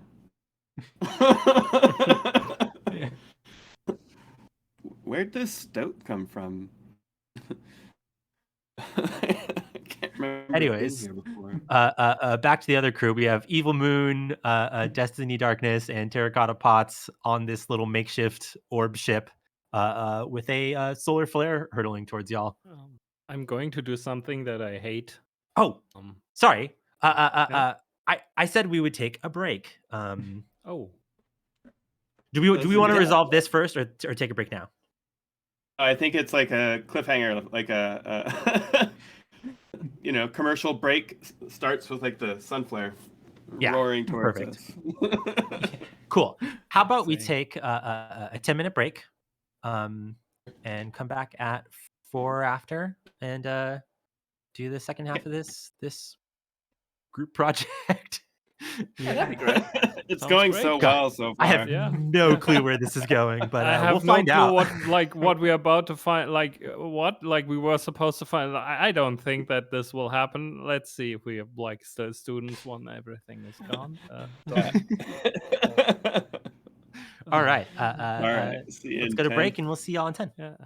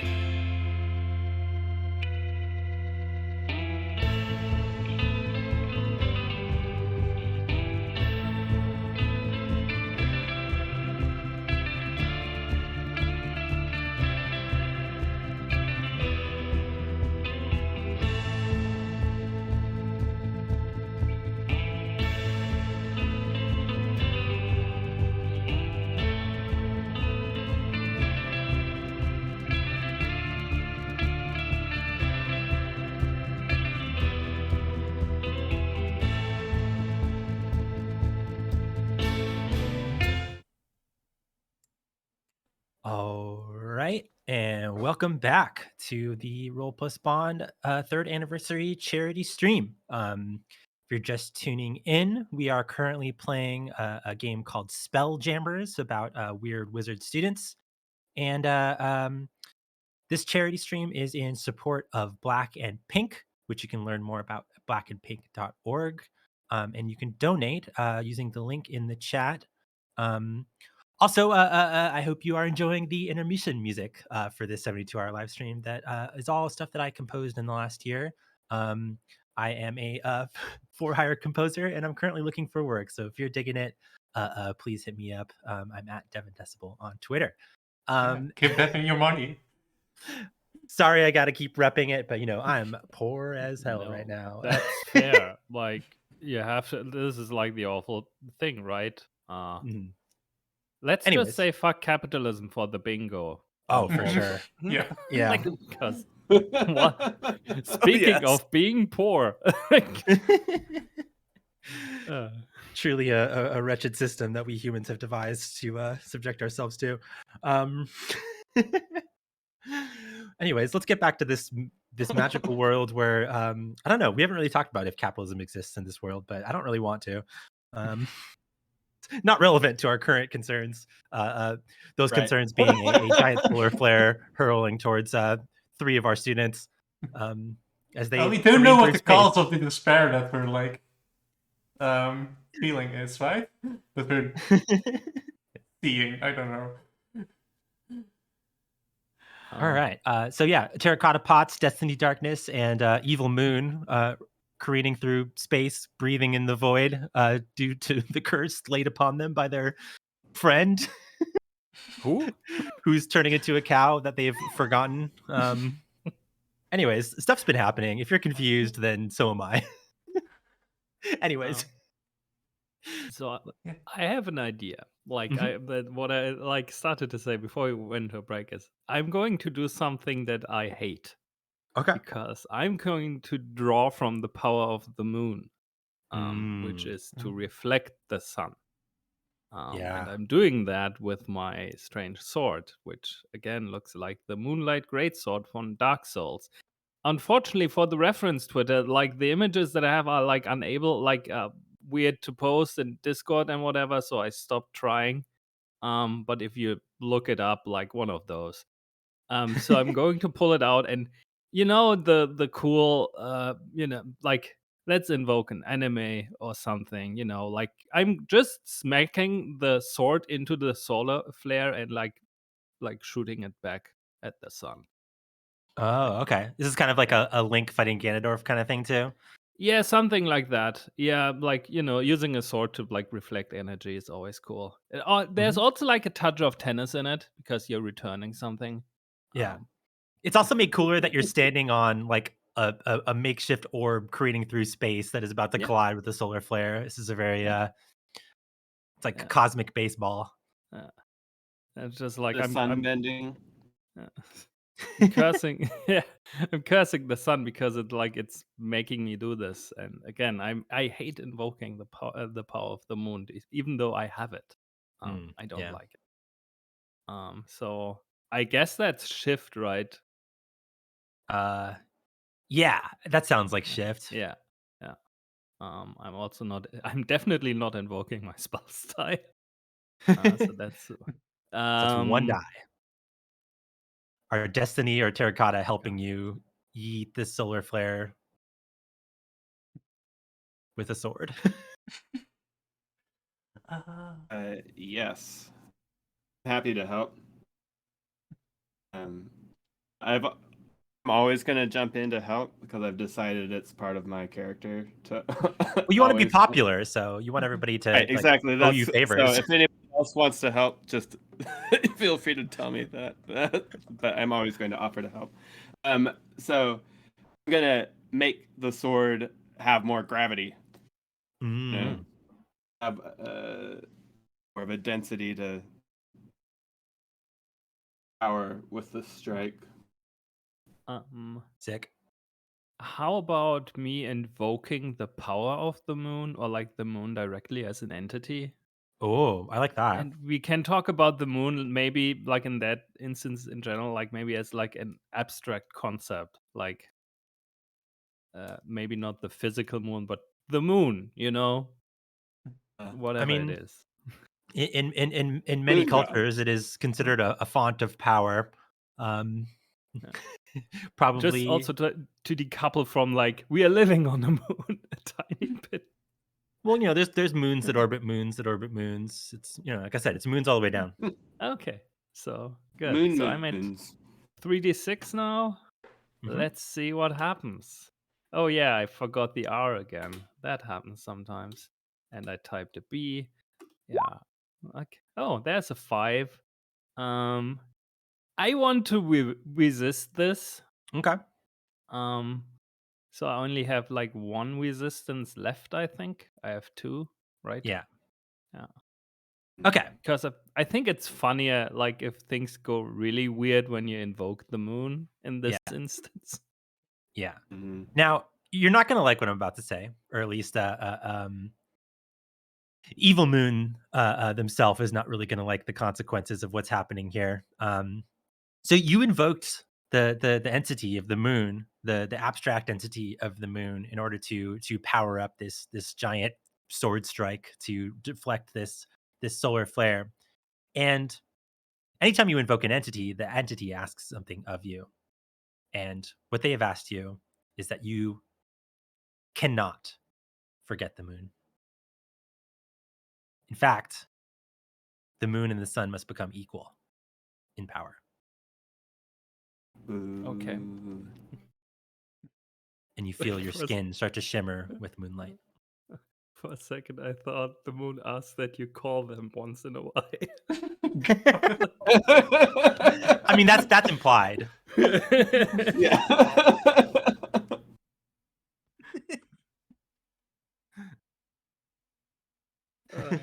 Yeah. All right. Okay. So what does this success look like? Yeah. I mean, it's okay. The ooh. Can it be that the like when the sword touches the like fireball or whatever it is that's hurling towards it, like it wraps around the sword like for a second, and then it takes on a silvery light, like the light of the moon, as like as the like strike follows through it, then like shoots a like kind of like again like silver glowing orb towards the sun. So you Back hit at the solar flare back at the sun. Yeah, that's Okay. my intention. Like I was reflecting it. Yeah. So you spent you spent resistance. Okay. Yeah. So shit's about to get extremely weird now. So you hit the solar flare back at the sun. This unfortunately pisses off the sun even more, and much like some sort of cartoon character, it starts to get bigger and redder as it starts to become a red giant, and the like limits of the sun start to expand past you. You are now encased within the energy of the sun, but you find that it doesn't burn you. And now you're within the sun, and it is blindingly bright. You can feel kind of a nice embrace of warmness, but it's not like, burning you. And now everything is sort of orbiting inside the sun. But you can feel the pressure of its gravity. It's even stronger than before.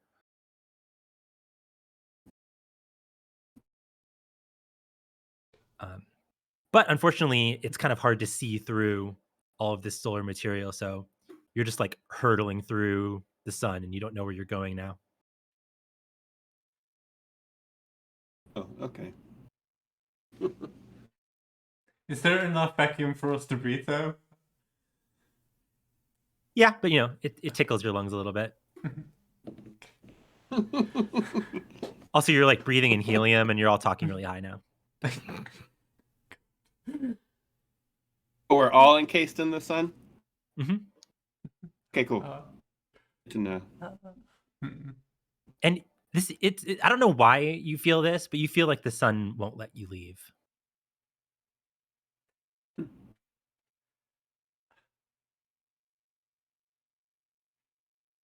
That's a problem for later. Mm-hmm.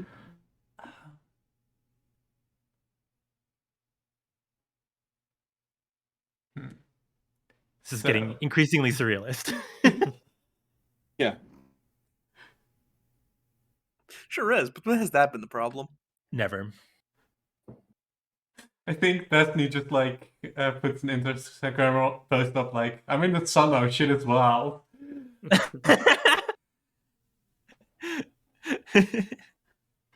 It's just an image of just like sun material, I guess. Like, not much you could see. All right.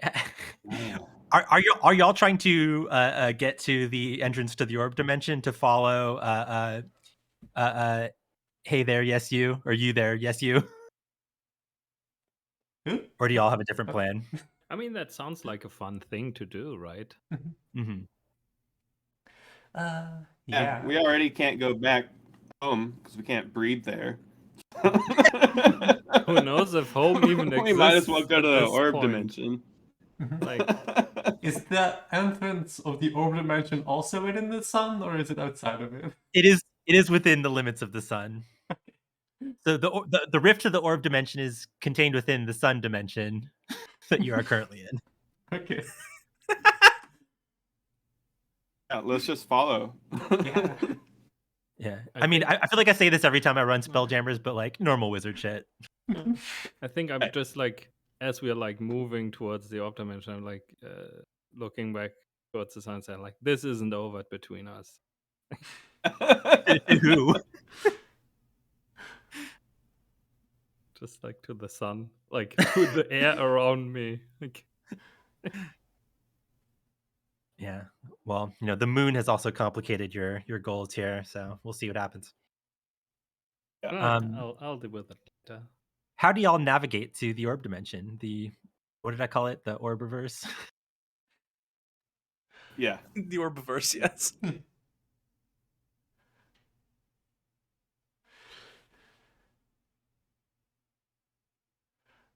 I have a good idea to help for either of you. You're all surrounded by solar fire, so it's kind of hard to see where you're going. Yeah.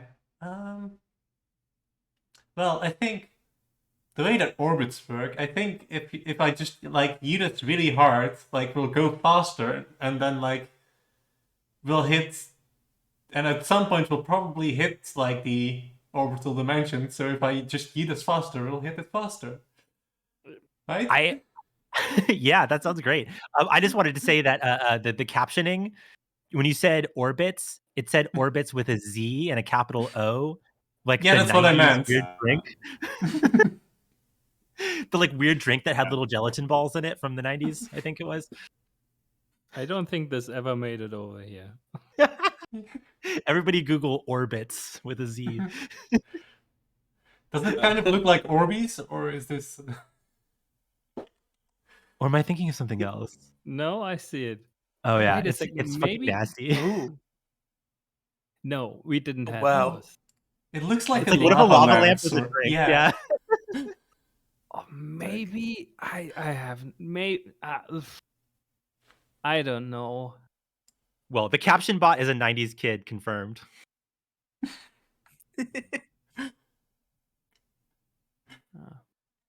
Makers of Clearly Canadian. Yeah, okay. Clearly. So Destiny, are you trying to steer Yeah. this sphere steering? Yep. I don't know if it's that much steering. It's just like I think it's somewhere over there. Not to be just go- confused with the steer as in the cow. I think what I'm actually doing. Oh yeah, because I'm like using the dance stuff. I'm just like rapidly just like changing direction and going in different places in the hopes that like at some point I'll hit the rift. Like Okay. just Helping like brute by- force this shit. Yes. Why thunder when you can brute force? I mean, that seems to be everybody's MO in this party. For a second, I was thinking, and this is the moment where we realized the value of pondering, because we realized, oh my god, this is a math problem. We have to like precisely calculate the orbits and like the force which we have, what we have to apply, and whatever. Nothing is a math problem if you're powerful enough. Well, if you think about like an algebra problem where you don't know x, you can literally put every number in there and eventually you'll get it right. Yeah. You don't have to solve shit. Just brute force it. If like possible, I would like to help because I can still I have still power over like the sun via magic, so kind of clearing the sun stuff out of the way, like so that we can have a better perspective of where we're going. Okay, what does that look like? The clear sun stuff. Like probably standing right at the edge. I think it's wait a second, it's an orb. So I stand like basically on the side of the orb, so that like I like if you look at it from the side, like the other one's saying are at the top, and I'm at like 3 o'clock if you think about it as a circle. Oh, clock face. I just thought of something that I kind of want to retcon now because of that. You're standing on the orb almost like the figurehead of like a ship. And because you invoked the moon and now you have this like sort of shimmery moon skin, the like heat and light of the sun is being reflected off of you like it's reflected off of the moon. And that's what's shielding the rest of your party from the heat of the sun. Oh, that's also cool. Like I was just about to stretch my arms out and like, magic. But that's much cooler. Maybe there's like a moonlight in my hands, again, like a figurehead on a ship, like arms outstretched, and there's like a tiny light source or whatever. Like it's like wet. It's like a liquid light is like pouring off of you, making like a jet stream. Yeah. All right, Destiny. You're getting help. What do you? Is this a shift?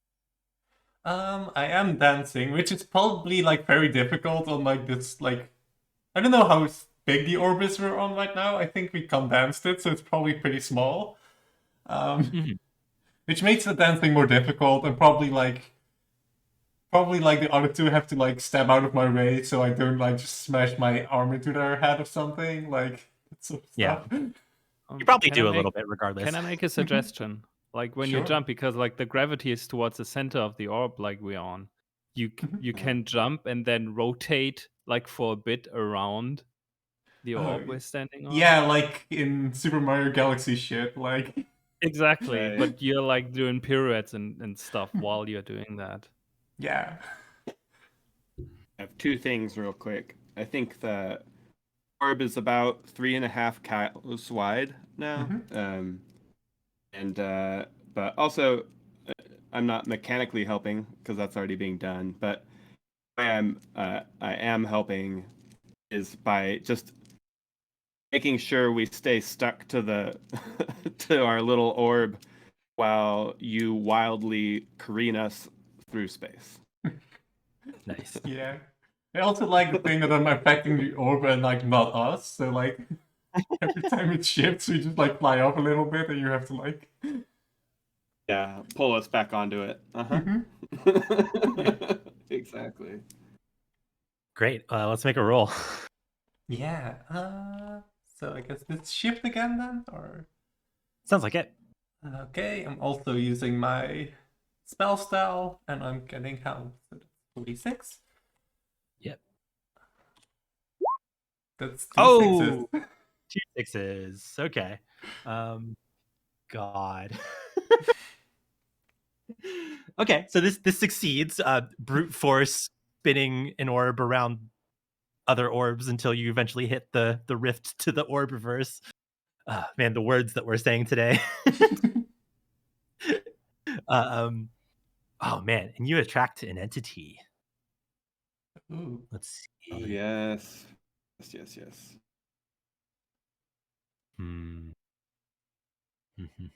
So we evoked the sun as an entity, and we invoked the moon as an entity. The cow. And the cow. So.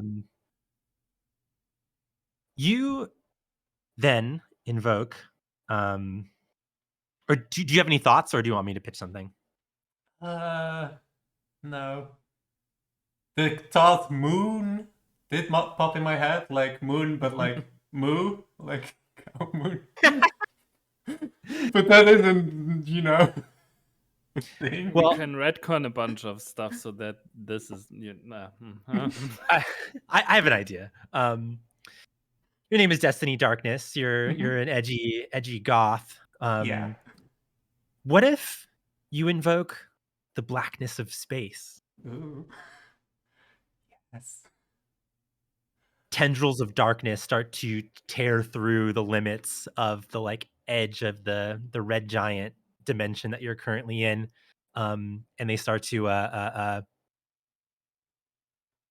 like grasp towards you, like they're piercing holes through the sun dimension, so you'll be able to leave, but you'll have to leave through these like tentacles of pure void, and they're like starting to close in on y'all, but y'all make it to the rift to the orb dimension. Unfortunately, actually no, we'll do that afterwards. You make it to the rift to the orb dimension, and I think I described it as sort of like a nebula before. It's like this colorful gash in space and time that all of these like spheres are spilling out of, and you careen into it like you were careening into a ball pit, Yes. and you burst through it, orbs flying everywhere, and you catch up with you there. Hey, you. Yes. Your friends have just bursted into the orb dimension alongside you. Okay, so I've entered along with the moose sphere. Mm-hmm. What does the rift here look like? You're just past the rift. Mhm. So you have also burst through this like ball pit basically onto the other side. What does the orb dimension look like? Because I don't know. Well, Chris had the great idea that it's kind of like the ball pit at DashCon, which is to say much smaller than you would expect.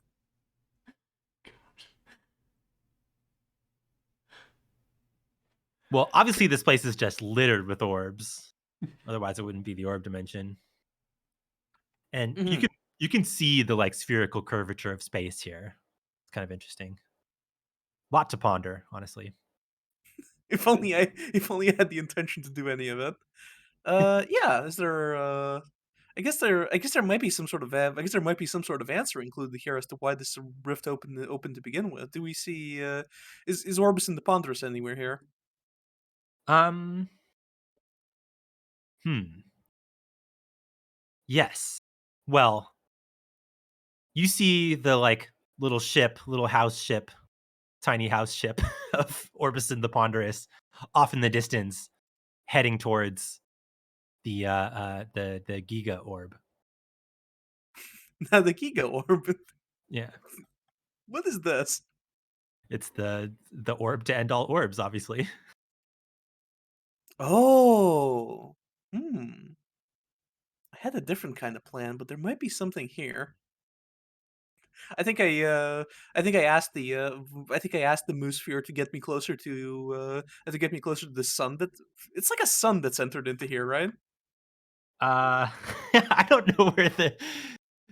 know where the little sun ended up. Or I guess Probably like talking things out with the actual sun, like You just It's eated not it my out there. Like, yeah. Yeah. I don't know You're if in the that's orb what it- dimension now.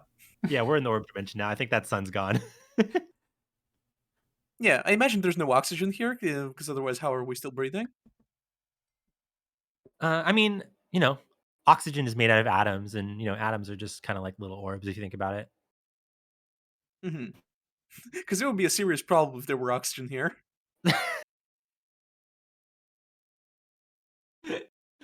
Yeah, it might be, but not yet.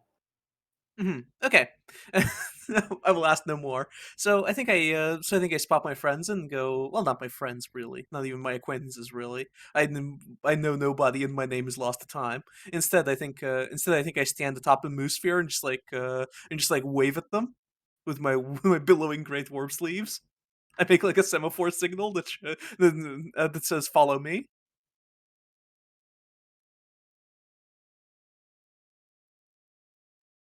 Mhm. Yeah. And then I think I start heading toward the Giga Orb. I don't know that person, but like, maybe you should follow. Sure. You kind of recognize one, but like you're not sure if you've ever actually met one before. Yeah, maybe if you're closer. Like, they seem familiar. Yeah. I mean, plus it's like another person in the orb dimension, so Yeah. I guess. Like, Right. unless it's just like orbs, you know? Also, like, I think we still need to talk to our teacher because think we clearly succeeded at like our task. So Yeah. if they could just give us give us Just need like our a A so we can go like home. Yeah. Yeah. stamp our form so that we can go home. Like, I was supposed to meet someone at the mall later, like this evening, but time at school at this. Anyway, let's go.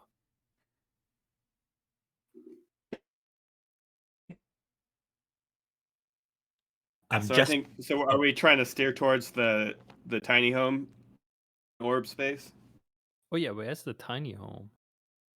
headed towards the Giga Orb. Okay, yeah, then that's where we're heading to it. I Yeah. think. And just behind you, you can see the like black tendrils of the void starting to creep into the orb dimension as well. I That's a think. problem for later. Yeah. I think Destiny just like posts another picture to Instagram being like rad. Like the tentacles, like I don't know if she has perception here, but like, you know. By the way, I wanted to shout out a few of the donors that have donated since the last time that donations were read out loud. We have $20 from Sarah, in parentheses Minerva, who says, "Great heist. Thanks, everyone." I'm assuming that's related to the last game. Also, another one from Mary Lou, $15. "What a wonderful heist. Possum 1, Domesticated 5. I don't know what that reference means, but I'm sure it's great. We got $20 from Anonymous and $20 from Mona. Thanks, everybody, towards for donating towards this great cause. Back to our orb shenanigans. Mm-hmm.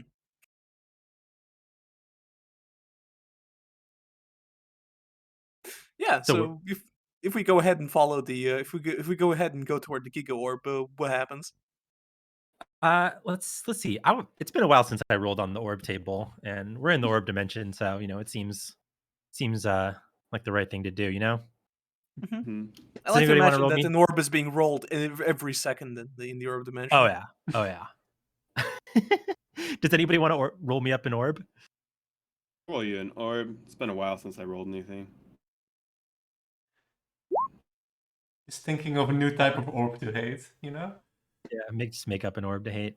4, 5, 3. Go to my orb table. Ooh, 4 is terrifying. 5 is also covered in tentacles, and 3, its will is to absorb. So you see this. Ooh, what makes this terrifying? The orb has abs. It has Orb. abs. Abs orb. Arbs. Abs orb. All I'm of the sorry. tentacles have Abs. abdominal muscles. Oh That God. is It's very, terrifying. very ripped. Yeah, just this fleshy, muscly orb covered in tentacles that are like pulling things into it. To make it even more terrifying, I think it's like you know how like an octopus has like a beak in the middle of like where all the tentacles are. I think there are like several little beaks that all these abdominal tentacles are pulling like smaller orbs into. And as you're careening through the orb dimension, trying to follow after Orbison the Ponderous in his tiny house rocket, you catch the attention of this thing, and it starts to like creep after you. So that's not the big evil orb that we are all driving towards. Okay. This is a different one. This is a different. I mean, you know, what is the nature of evil? Yeah. Right. I mean, this orb is just vibing. That sounds like something you'd have to ponder. Yeah. Yeah. Obviously. We're not here for that. There's a lot of answers we could be getting here. We refuse to. Yeah. So, what do y'all do in regards to this ab orb? Absorb. The absorb, yeah. It's hungry and it wants to pull y'all into its many beaks. To its abs. Mhm. Yeah.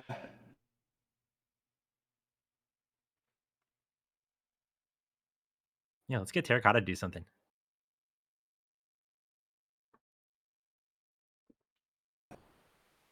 I think I just keep my plan is to I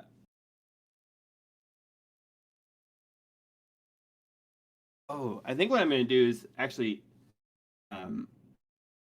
try to increase gravity of this terrifying absorb so that it gets overwhelmed with the amount of smaller orbs that collide into it. You know, that it has to focus on all those rather than us. Cool. And hopefully, I don't give it so much gravity that we get pulled into it too. I mean, maybe somebody can help run interference. Hmm. I I think I'm going to weave a small curse, Yeah. which is to say that it will only pull in objects that are it'll only pull in objects larger than 2 cows. Okay. Which I think none of us fit that criteria. I mean, you're becoming 1 cow. Exactly. I made this very specific. I made this very specific for a reason. Okay. Greater than, but not equal to 1 cow. Yeah. Awesome. Better than 2 cows, just to be safe. I mean, aren't you 2 cows, the cow orb and you? Well, yes, that's why greater than 2 cows is important. Ah. Yeah. Yeah. Again, ponder That's 0. 3 dice, and then I think that's good. Okay. There we go. Oh, it's a 6 and 2 1s. Good thing you got that 6. Yeah, this tell me what this looks like. I think it's just like, I think it gets like pretty close to us. It's like reaching out. We can start counting abs, and then like all these orbs just like smash into it from like different directions. Yeah. Nice. It has a 360 pack.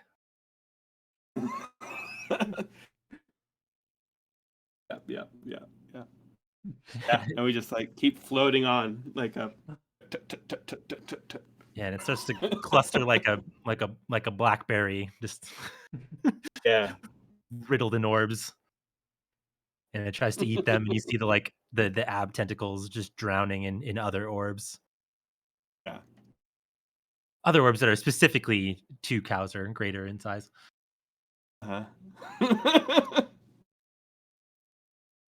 And through this this moment of dedication to cow kind, you there feels oneself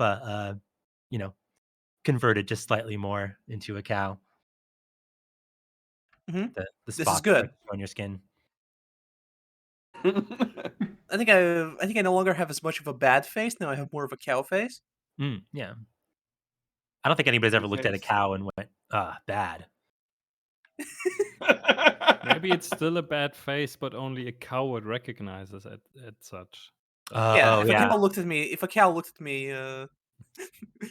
famous Mount Erie album, a cow looked at me. If a cow looked at me, then there was I think it would still recognize this face as bad.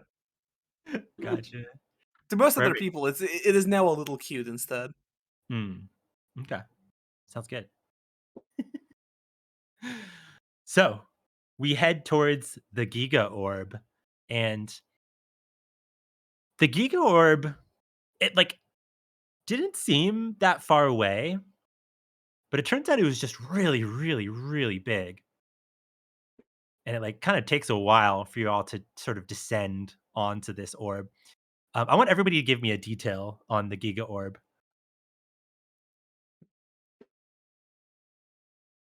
Okay. This is like the prime orb. Hmm. I think it is surprisingly spongy in texture, Okay. kind of bouncy. I like that. Hmm. It's also very It's humid. also humid. Yeah. Mhm. And it's a giant eyeball. Oh, okay. I also think that I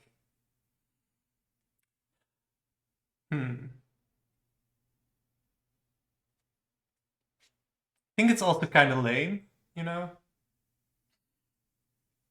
You say it was lame? Yeah. Orb sucks. A real disappointing orb. Yeah. Is Destiny Darkness editorializing? Yeah. I like that we have these three objective properties and then one completely subjective property. I think this is Destiny's Instagram post. It's weird and soggy and it looks like an eye. It's soggy and wet and lame. Yeah. Can you still tweet from the orb dimension? I don't know, but maybe she's just scheduling posts. I don't know how this works. It will all be posted the moment you get connection back, all at Yeah. once. Your feed is just gonna be unhinged. So the thought when you said lame went to okay, it's wearing suspenders. Dad, something a dad would wear. I don't know. Maybe it's smoking a pipe. The father orb. I mean, my first thought of lame was it has a broken leg, but orbs don't have legs.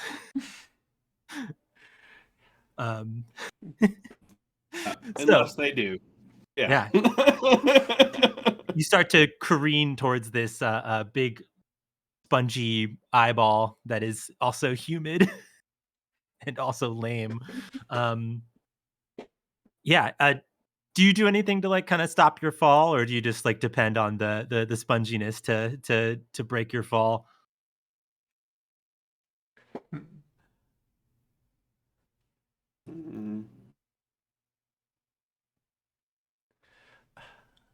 If it's spongy, I don't think that we are in danger. I think Destiny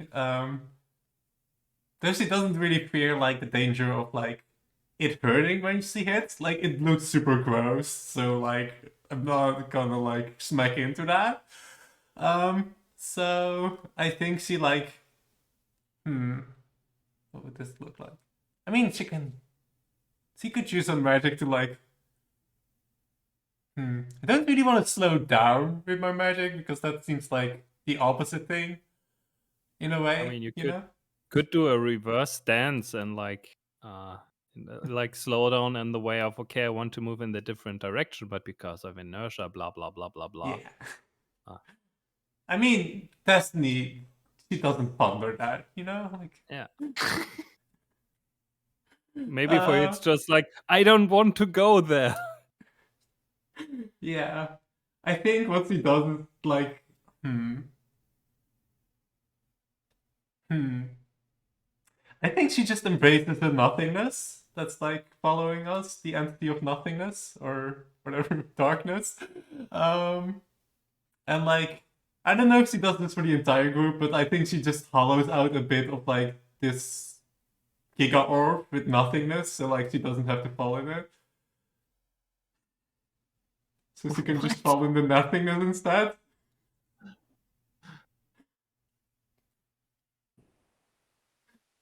I'm afraid I don't understand what that means. I mean, Nothingness that's like following us. Is that what you're talking about? yeah. The like Oh, darkness that like the void tendrils. yeah, the void tendrils. Yeah. I think she just wants to be caught by some void tendrils instead of this like gross lame eye. Mm. Well, speaking of those void tendrils, I think they start to like make their way towards the Giga Orb as well and start like wrapping around it as if to like pull it towards the rift.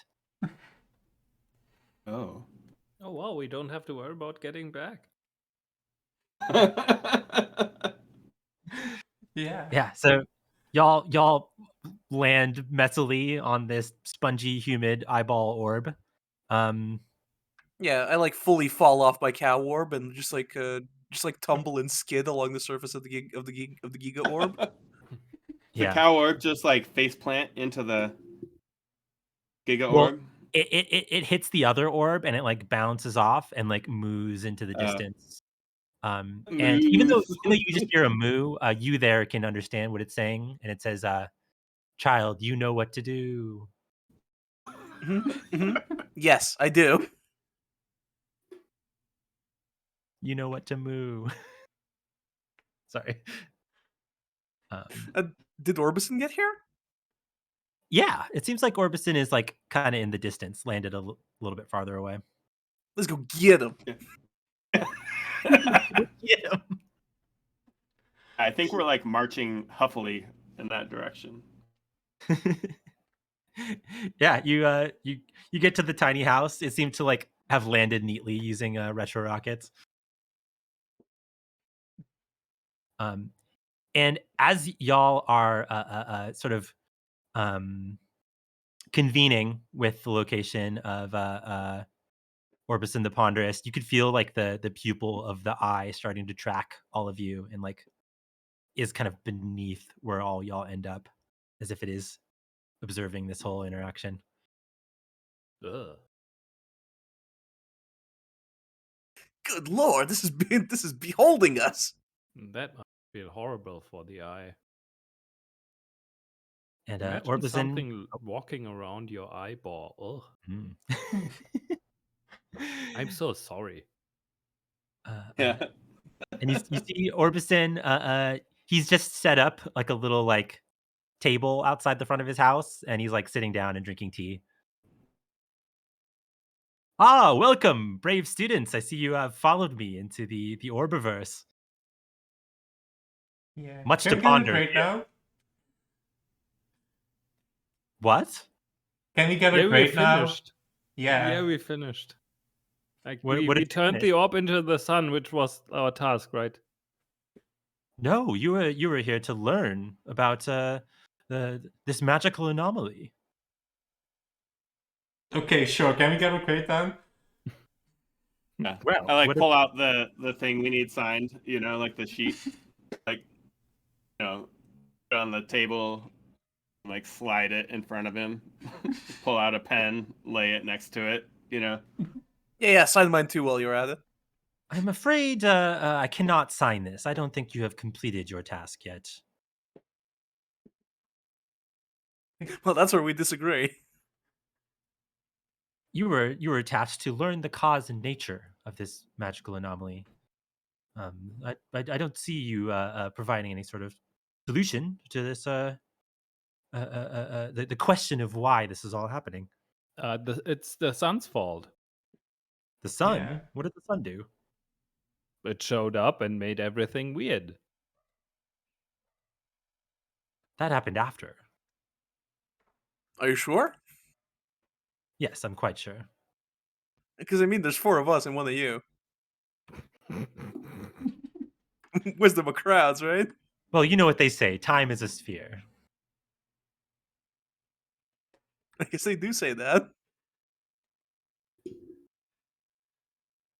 Well, So, I must say that I must disprove your hypothesis here. There must be something else going on here. okay, show me different evidence that I'm wrong. Well, I oh, go ahead.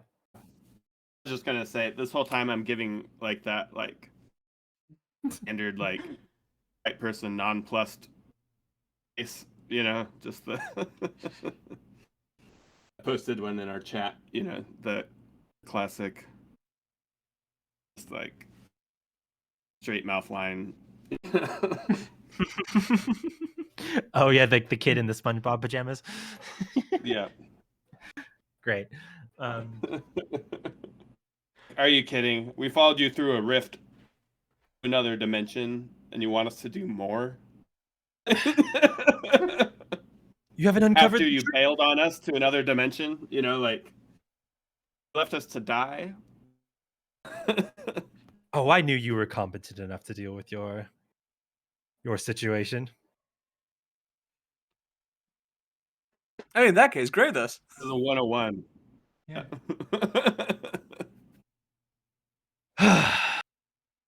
Orbison sighs heavily. You know, this was my life's work. Mm-hmm. What was? Opening the orb dimension, of course. And, Ah, we making our solved it. dimension one. Okay, yeah, we figured it out. Yeah. You did it. Yeah. We've solved this mystery. Turn my paper back around and like write that on the top. And I turn it back around and tap it with a pen.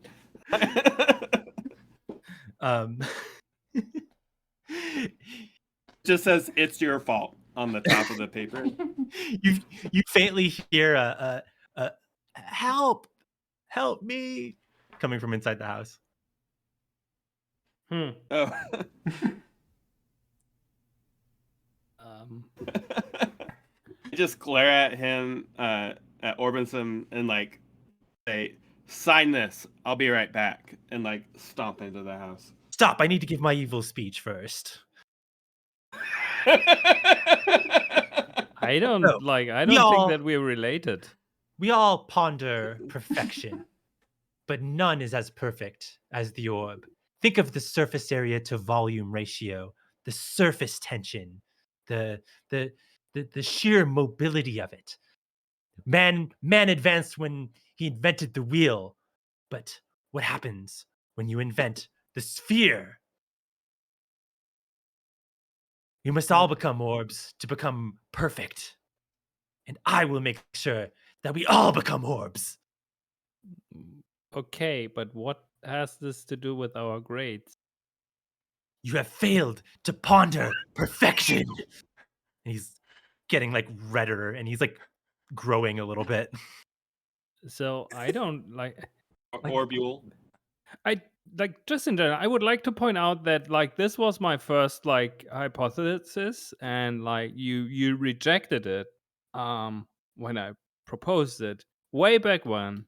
We could have all of this gesture towards whatever. There's I don't know what's a good absurd orb. I don't know. This Cube. yes. None we could have avoided all of this, but no, we had to ponder and what does this get us? What did this get you? Look around you. Perfection in every direction. You failed to ponder anything. Yes, your hypothesis was correct, but a hypothesis requires data. It requires testing. It requires iteration. No. Well, you can just guess a lot. Yeah. Well, Yeah. just say that what you think is true is true. Listen, buddy, you can talk about your scientific method and your hypotheses and your experiments and stuff like that, but there's something you're missing that only us kids can provide. Oh yes. Observe. I think I want to curse the Giga Orb. Okay. Explain. I think in this case I want to curse the Giga Orb with the greatest curse of all. What is that? No longer being an orb. Yes, I want it to become a cow. Inexorably. Hmm.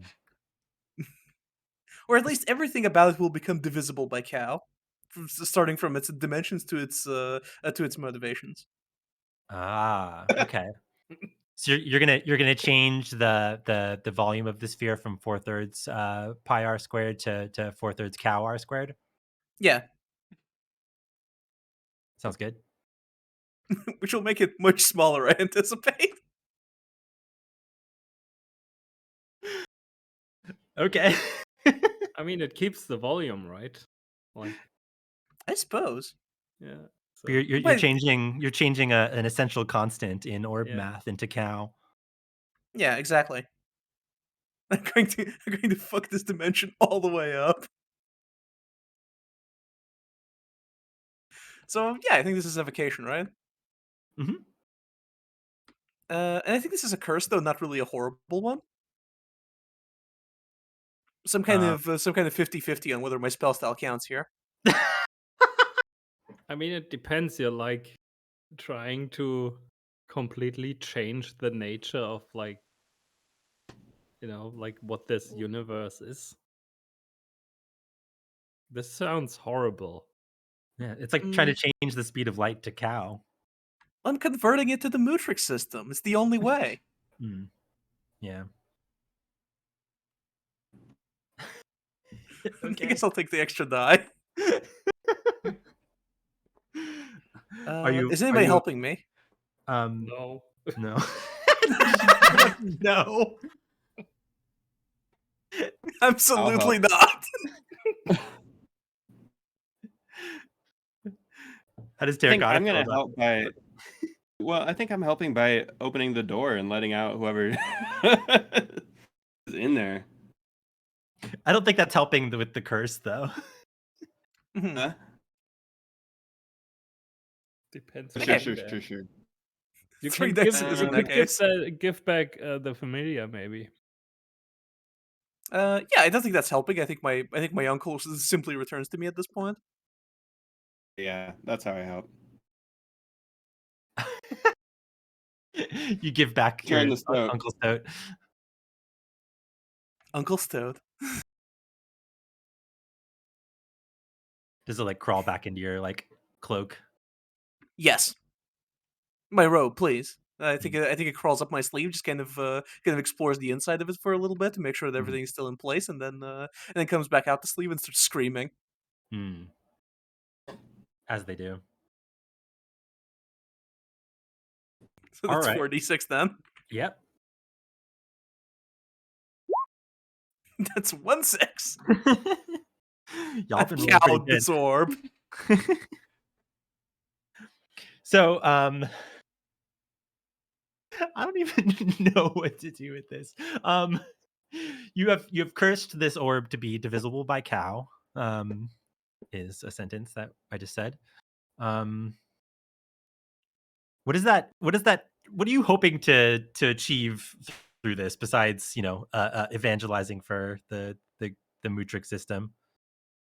I am changing what you see. The thing is that this guy has been continually asking us to keep pondering this orb, and instead of doing that, what I'm doing instead is changing is changing the thing I'm pondering to suit my preconceived notions about what's right. Yeah, but I don't think it's changing in a way that would make it any less orb. Well, it's a little more cow. It's orb, but also it's a lot more cow But- now.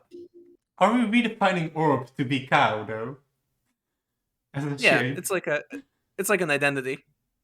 Hmm. Yeah, but like as a I'm proving shape, it's orb empirically now cow. You know, like Does Orb now have others? Is the thing I guess I'm asking. I mean, most of the orbs we've seen so far have had tentacles, so Huh? It's not that big of a leap. It's more likely than you think.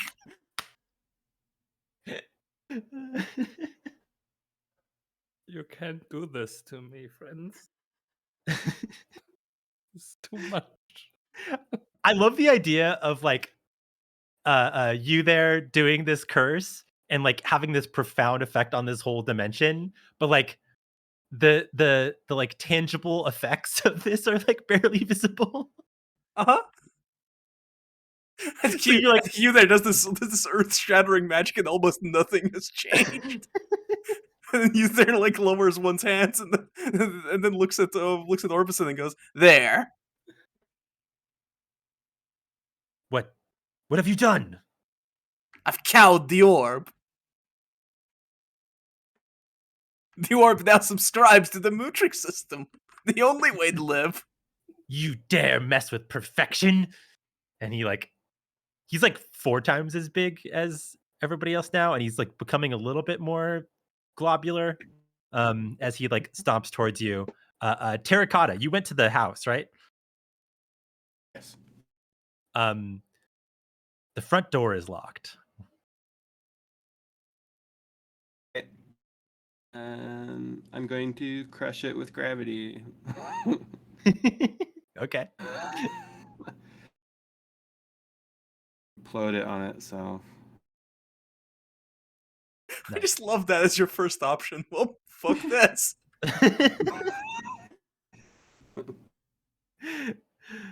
Yeah, let's do Nobody it. has time for this.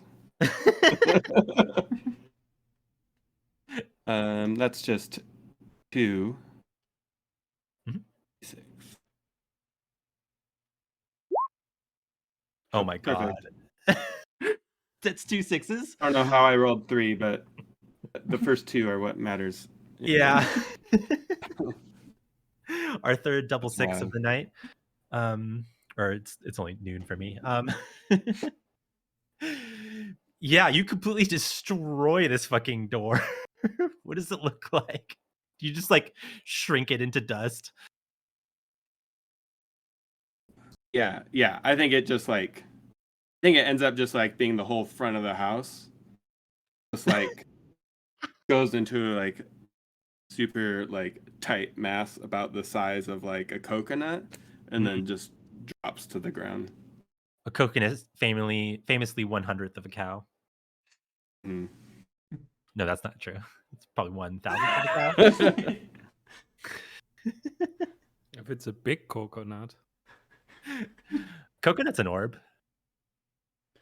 Almost. Mm. Like a pointy orb. Yeah, you break into this guy's house as he's getting angry and not paying attention to you.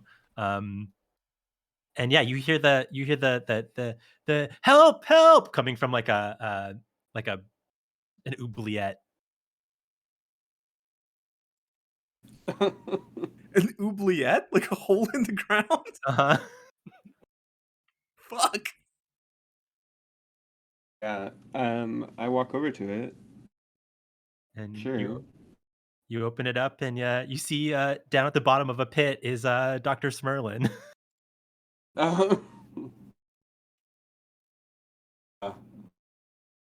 Yeah. Is it like a situation where I could like lay on the ground and lower my arm and like Yeah. help him out? Yeah. Help me! This fool has gone mad. My former protege. Yeah. I think he's shown us all how pondering can be a bad thing. I just like reach my arm down. Lesson learned. I don't think that was the lesson that we wanted you to learn today. But thank you for helping. Pteroid in chat says, please, an orbliette. Yeah, you pull Dr. Smurlin out of the orbliette. He's what does Dr. Smurlin look like?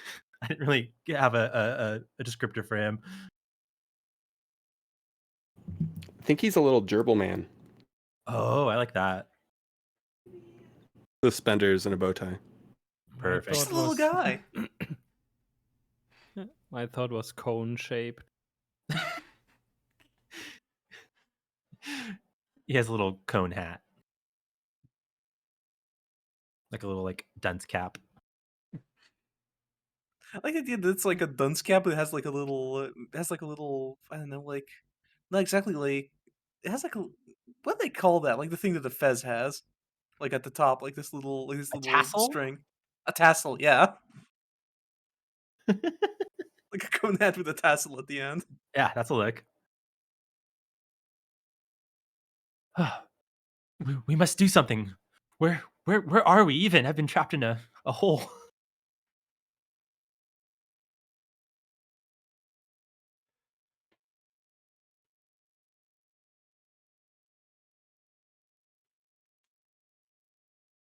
Miss Potts, are you there?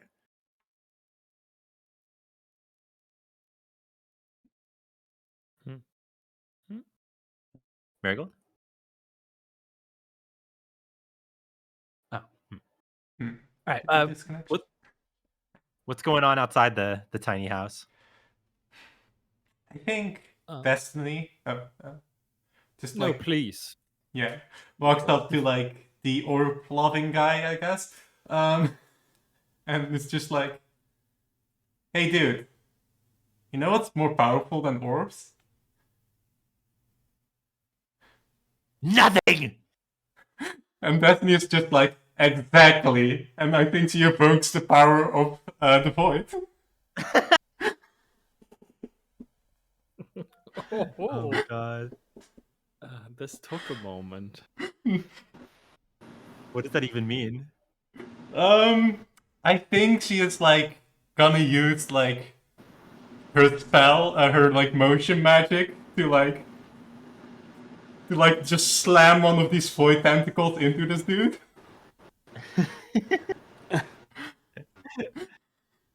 And like, I don't know what's gonna happen then, but I'm gonna request the assistance of the void. Oh my god, the captions currently say, I heard like motion magic, you like just slam on the Beach Boys and pickles into oh my god, and then it started reading me talking about the captions. That's exactly what I meant, actually. The captions are like as surrealist as this game is currently. Yeah, oh god. Everything okay, Mary? Yeah, I'm back. I think I'm good. Cool. Okay. Um, Do So we want to solve this first or go back to? no, we can resolve this first. So you're trying to slap him with some tentacles as he runs after you there. Yeah. So let's see. Is this using shift again? Yeah. The tentacles are slowly pulling the Giga Orb into the rift. Yeah. So I'm using shift, so that's 2. I'm also requesting the assistance of an entity, which is of course the void. Okay. And I don't know. Is anybody helping with this? I guess. I don't know how I can. I can't help this time. with nothingness. Okay. I'm When fine rolling it like this. I think I could potentially help. Yeah, because you there is kind of also engaged with Orbison. I think I like. I think I like square up against Orbison, like in the way that like it seems like I'm about to fight him, but of course I would never do that because I'm a because I'm a little weasel and could never do any such thing. I like fight a guy that's 4 times my size. I can at least pretend that I'm going to. Yeah, you have the best evoke stat. Oh no, wait, no. Evil Moon has the best evoke stat. I was about to say because you would be, pretty good at dueling, but this is more of a boss fight, like a multiplayer raid boss fight. It seems like. Yeah, I am preparing, but not actually casting a spell here. I'm like firing up my biggest, meanest curse that I have. Okay. What is the biggest meanest curse you have?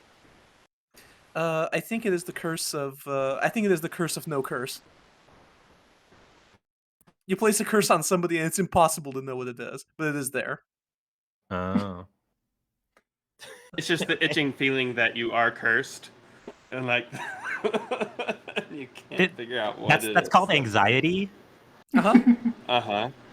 That's The greatest really bad, curse yeah. of all. That's just evil. So Awesome. move to 5 dice then?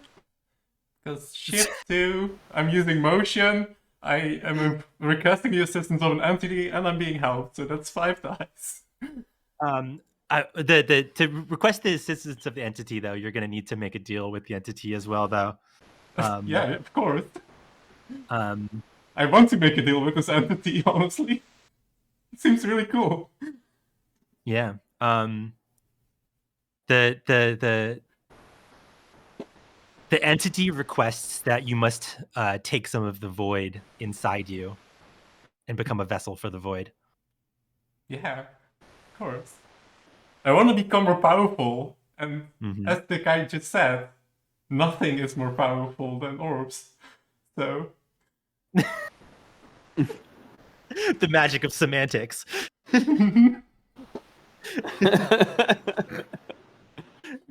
Wow. So that's 5 dice. Yes. Let's go. Wow, not a 6 in there. That's amazing. 4, 5, 2, 2, Wow. 5. I'm gonna resist that. Okay. Just to, like, keep the fuckery up. Oh my god. I don't even know where to go with this because it is my obligation to now make the situation weirder, but we're so deep in the weird.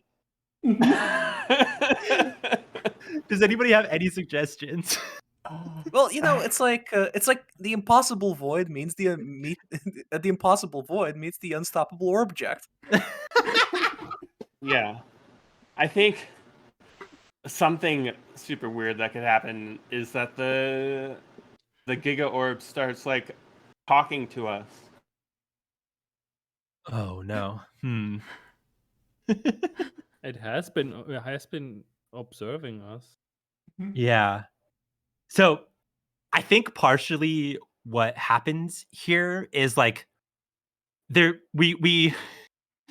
like 2 dimensions deep at this point because we were in the normal dimension, and then we got sucked into the sun dimension, and then from there you went into the orb dimension, and then there's also the void, which is kind of a dimension of its own that is then spilling through all of these other dimensions, and now also going inside Destiny. Oh my god. Yeah, I think there's just like an implosion of dimensions. You are now on the inside of the eyeball. Your friend Destiny Darkness is now space in anthropoid form. Orbison has become orb. The eye's on fire because of the sun. And there is still a rift contained within the pupil of the eye. Meanwhile, what's Evil Moon doing? We haven't heard from them in a bit. Oh god. So sorry, I was looking up a Final Fantasy V screenshot because it was kind of relevant to the whole void thing. So we are being pulled into the void now, or swallowed up, or what's happening? As Teroid in chat says, we're in a metaphysical turducken. Okay. Well, I mean, there's one way to.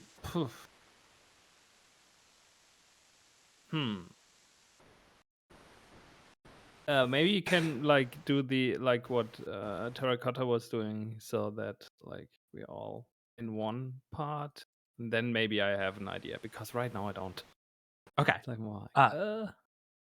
Well, let's get back to Terracotta, who is like in the tiny house. The tiny house is fine; it didn't get mixed up in the the dimensional collapse. Yeah. You're there with Dr. Smerlin, the little suspender gerbil. We got to get out of here before this madman destroys everything. Yeah, we got our papers signed. We got our A. Yeah, we can get out of here now. I mean, you didn't get your paper signed, but technically, Dr. Smerlin is the Oh. the professor you were supposed to go see today. Oh yeah. But he got kidnapped by his former protege, who has been mad with orbs. Yeah. All right. Yeah, let's get out of here. I'm sick of all these orbs just everywhere and all begging to be pondered, and look at where that's gotten us. I guess they also say ignorance is bliss. Big smile. Where has pondering got us? Is something that I must ponder myself.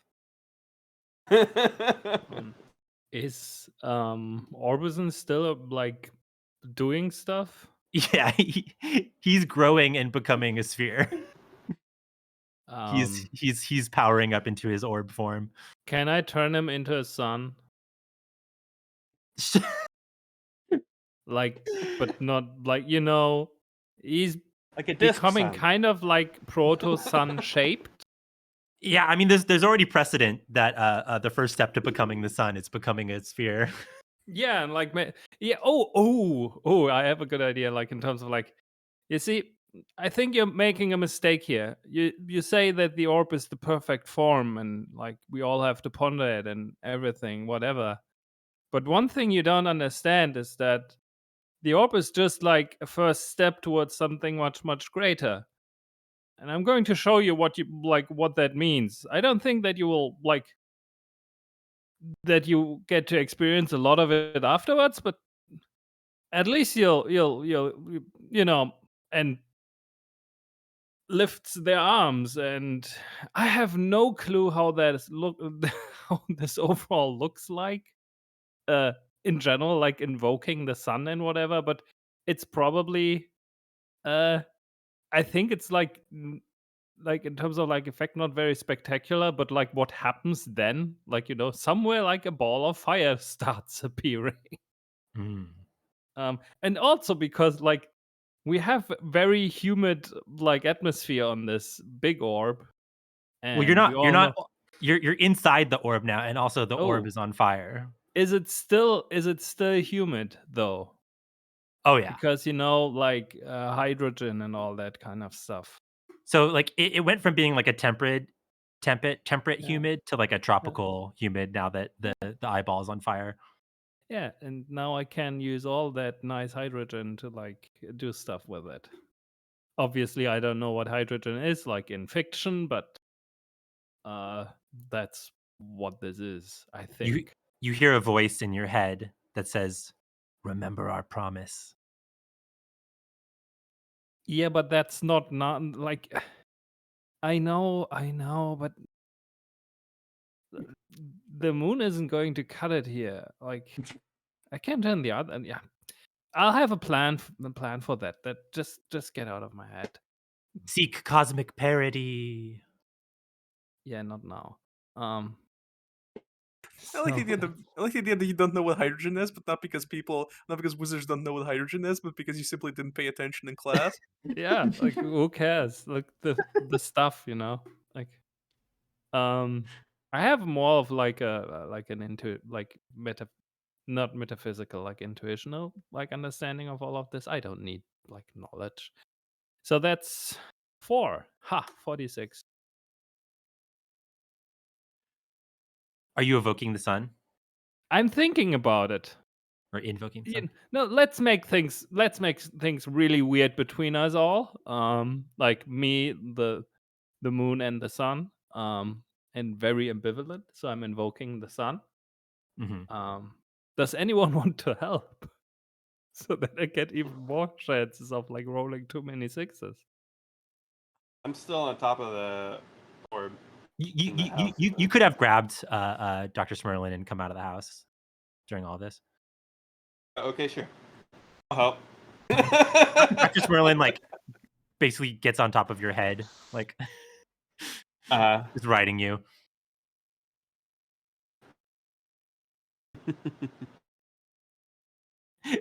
How do you help Evil Moon turn Orbison the Ponderous into a sun? I hold Orbison in one spot. Okay, kind of a classic D&D hold person move. Yeah. Also, Perfect. like a sun can always have can always do with more gravity. So I mean, that's how you get keep solar everything. systems. Yeah. And there's 1 6 in there. So out of 6 dice, we have 5, 2, 3, 6, 5, 1. Yeah, the only one that isn't in there is 4. Yeah. Almost had a straight flush. Yeah. Okay. I still owe you another bargain with the sun, though. So the moon has requested that you make the sun and the moon equal in power. Let's see. And your goal is to transcend this feeble form.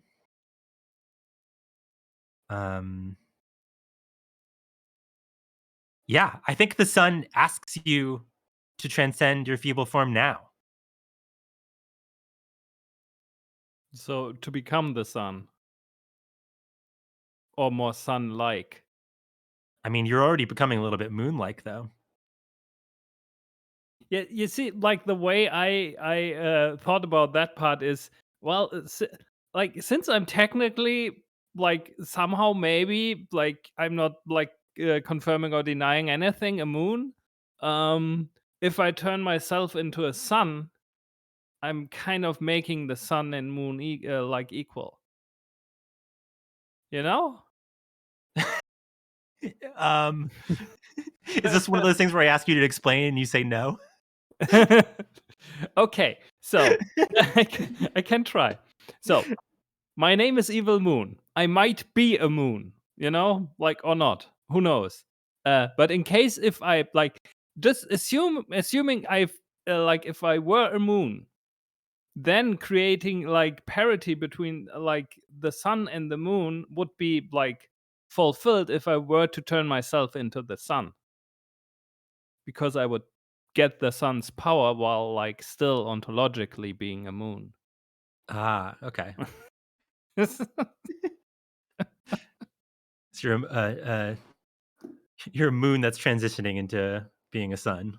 Like I want like something like that. Maybe, who knows? I don't even know myself right now. So it like the question I have for the sun is like, okay, like yeah, like if I were to do that right now, there can't be any demands because like I'm not serving you then. Like I'm like invoking your power, but like it's still me.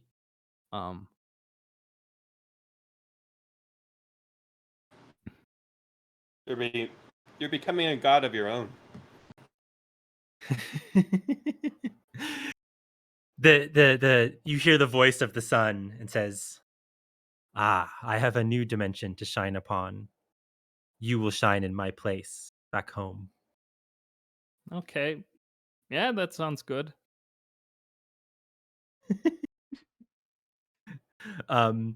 Meanwhile, you're also turning Orbison into a sun.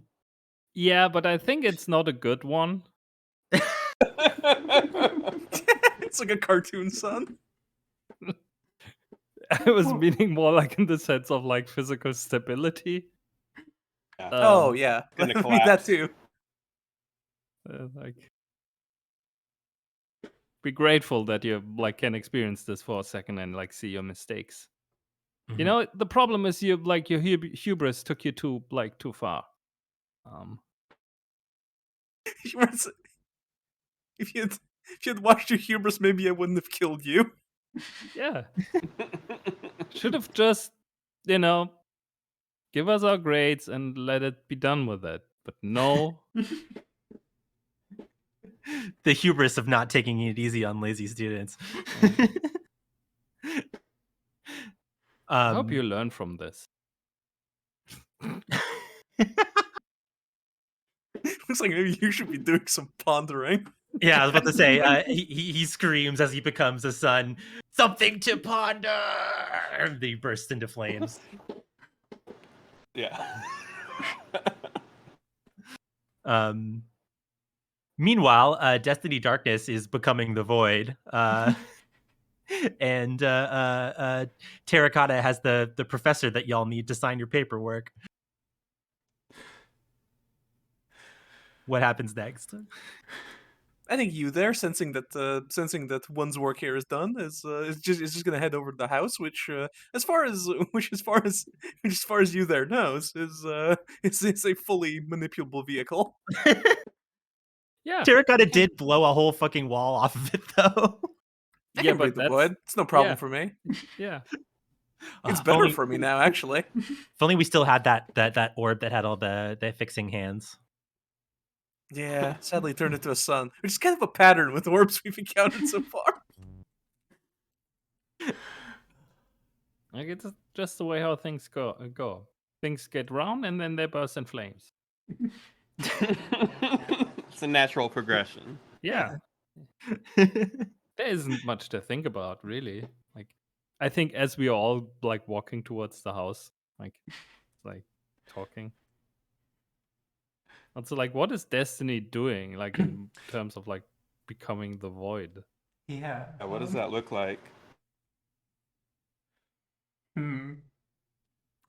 I feel like her like arms and legs are like just like transforming into this like void like tentacles, I guess. Like just like kind of like the like mimics in like Prey is the thing that's coming to my mind. Oh god.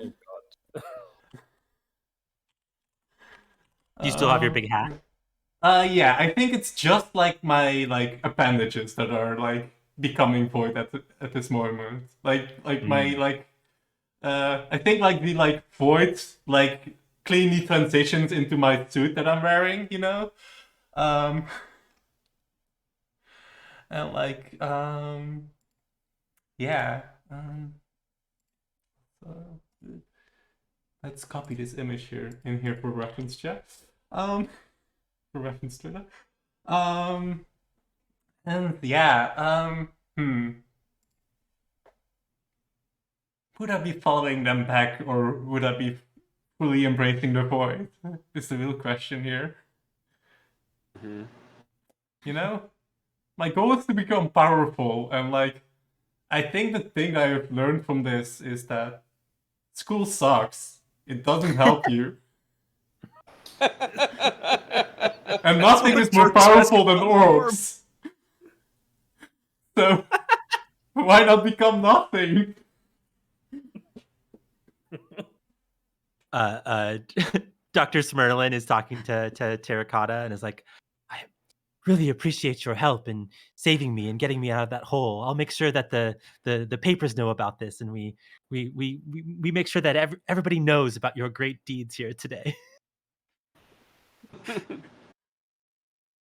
Yeah, thank you so much. You'll be on the One of cover us of is the a school cow, paper. and one of us is a void, and one of us is becoming a sun. But yeah, I'm sure it was all worth it. Look at me, I'm a cow. I kind of want to do the downtime thing in this game since we have like 30 minutes left. I think we can just kind of abstract the rest of getting back to school. Sure. The question is, am I still on time for my mall date? I don't know what this exactly is, but I was Absolutely supposed not. to meet someone at the mall. It's probably 3 weeks later at this point. I mean, the problem is that you've transcended your feeble form. I hate to break Yeah, it but to I you. can still occasionally decide to like. I mean, I was a moon before. Like, I could still walk around. Mhm. I think, like, sometimes you want to go to a mall, even if you're a sun. Like, Yeah. you can go back and like, I don't know, float in space. Oh, Just move them all to space. yeah. I mean, like, we kind of have to anyway. Like, So everybody who needs to get. gets in the tiny house spaceship. You start heading back to Kyralia. You pop out of the like eye, and it like closes behind you, sealing off the orb dimension. You no longer hear the psychic screams. All of the orbs that were like that had broken into this dimension have like popped out of existence. When you fly back to Kyralia, you see there's like massive devastation from the like orb invasion that was like happening simultaneously. There's like destroyed houses. There's a big like the crack in the ground where all of the like magic motes are spewing out. It's like even bigger now. There's like bodies everywhere. It was y'all missed a half apocalypse.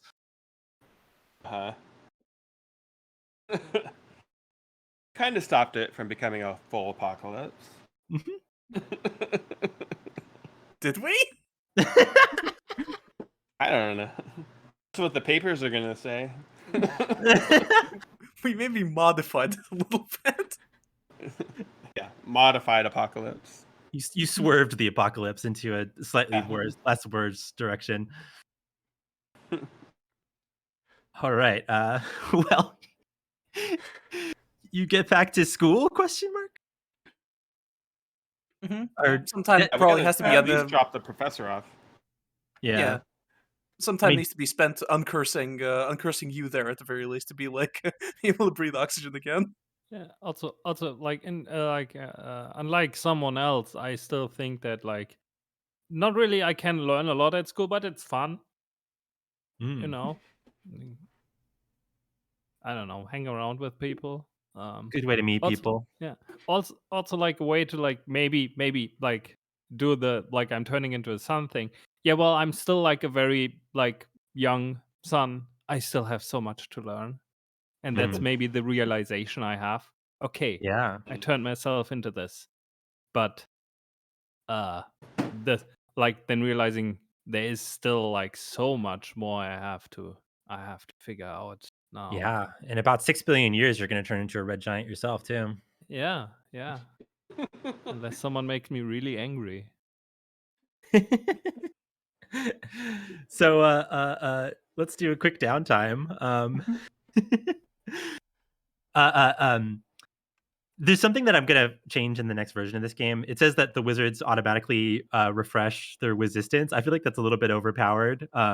I feel like you should have to take an actual downtime action to recover your resistance, but this doesn't matter because this is a one shot. But yeah, I'm curious what everybody does post this event. This honestly historical event in Kyralian history. Yeah, I think for Terracotta Pots, I think we just see her doing like all the press conferences.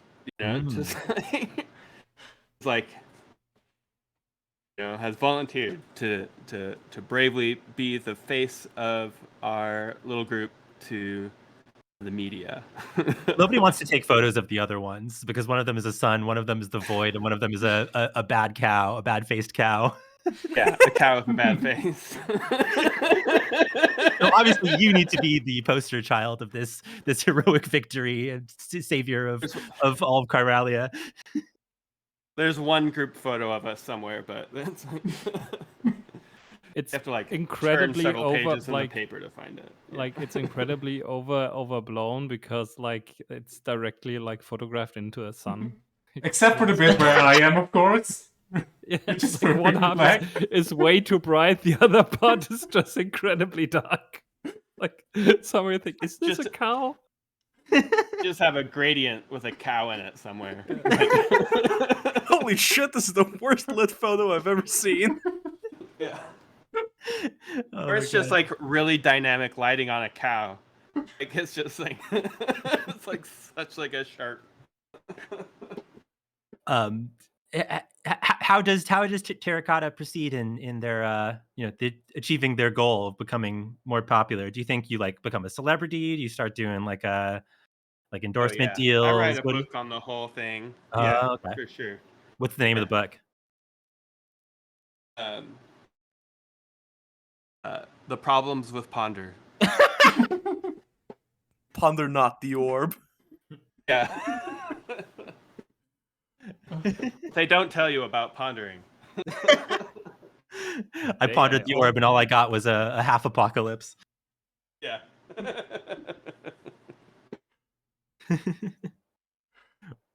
Awesome. What about Hey You, Yes You? We haven't really talked much about making your family proud, or what is it? Continue the notoriety of your bloodline. Yeah, I think once I return to I think once I return to the actual once I return to the actual school, I swiftly take credit for the near apocalypse that ensued. Oh, I think in this sense I try to and I think in this sense I do manage to continue the notoriety of my bloodline to some degree, except barely anybody asks me about it, and I don't think anybody believes me when I tell them that I did it. yeah. Which makes sense because I'm absolutely lying. I had essentially nothing to do with the apocalypse happening. It Yeah. contradicts the official account. Uh-huh. I do write a book about it though. I imagine both of you going on like separate book tours. Right. We have like a fake beef between us that just like drives up views and like engagement. Of course, you have Actually, beef with a we'll cow. just like hang out. Oh my god. What's Hey You's book called? Are you there? It's called Have a Cow Man: A Mootric Journey into Space and Beyond.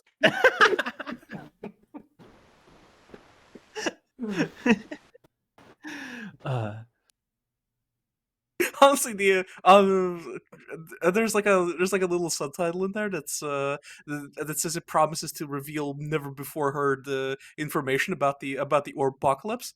Yeah. It's a tell-all book. Uh-huh. Mm. In your beef with Terracotta, do you slander Terracotta at all? Yes. Just yes. Yes, of course. Don't even have to think about it without a second thought. Does Terracotta do anything to fight this slander? Do you sue? Is this libel? No, I don't care.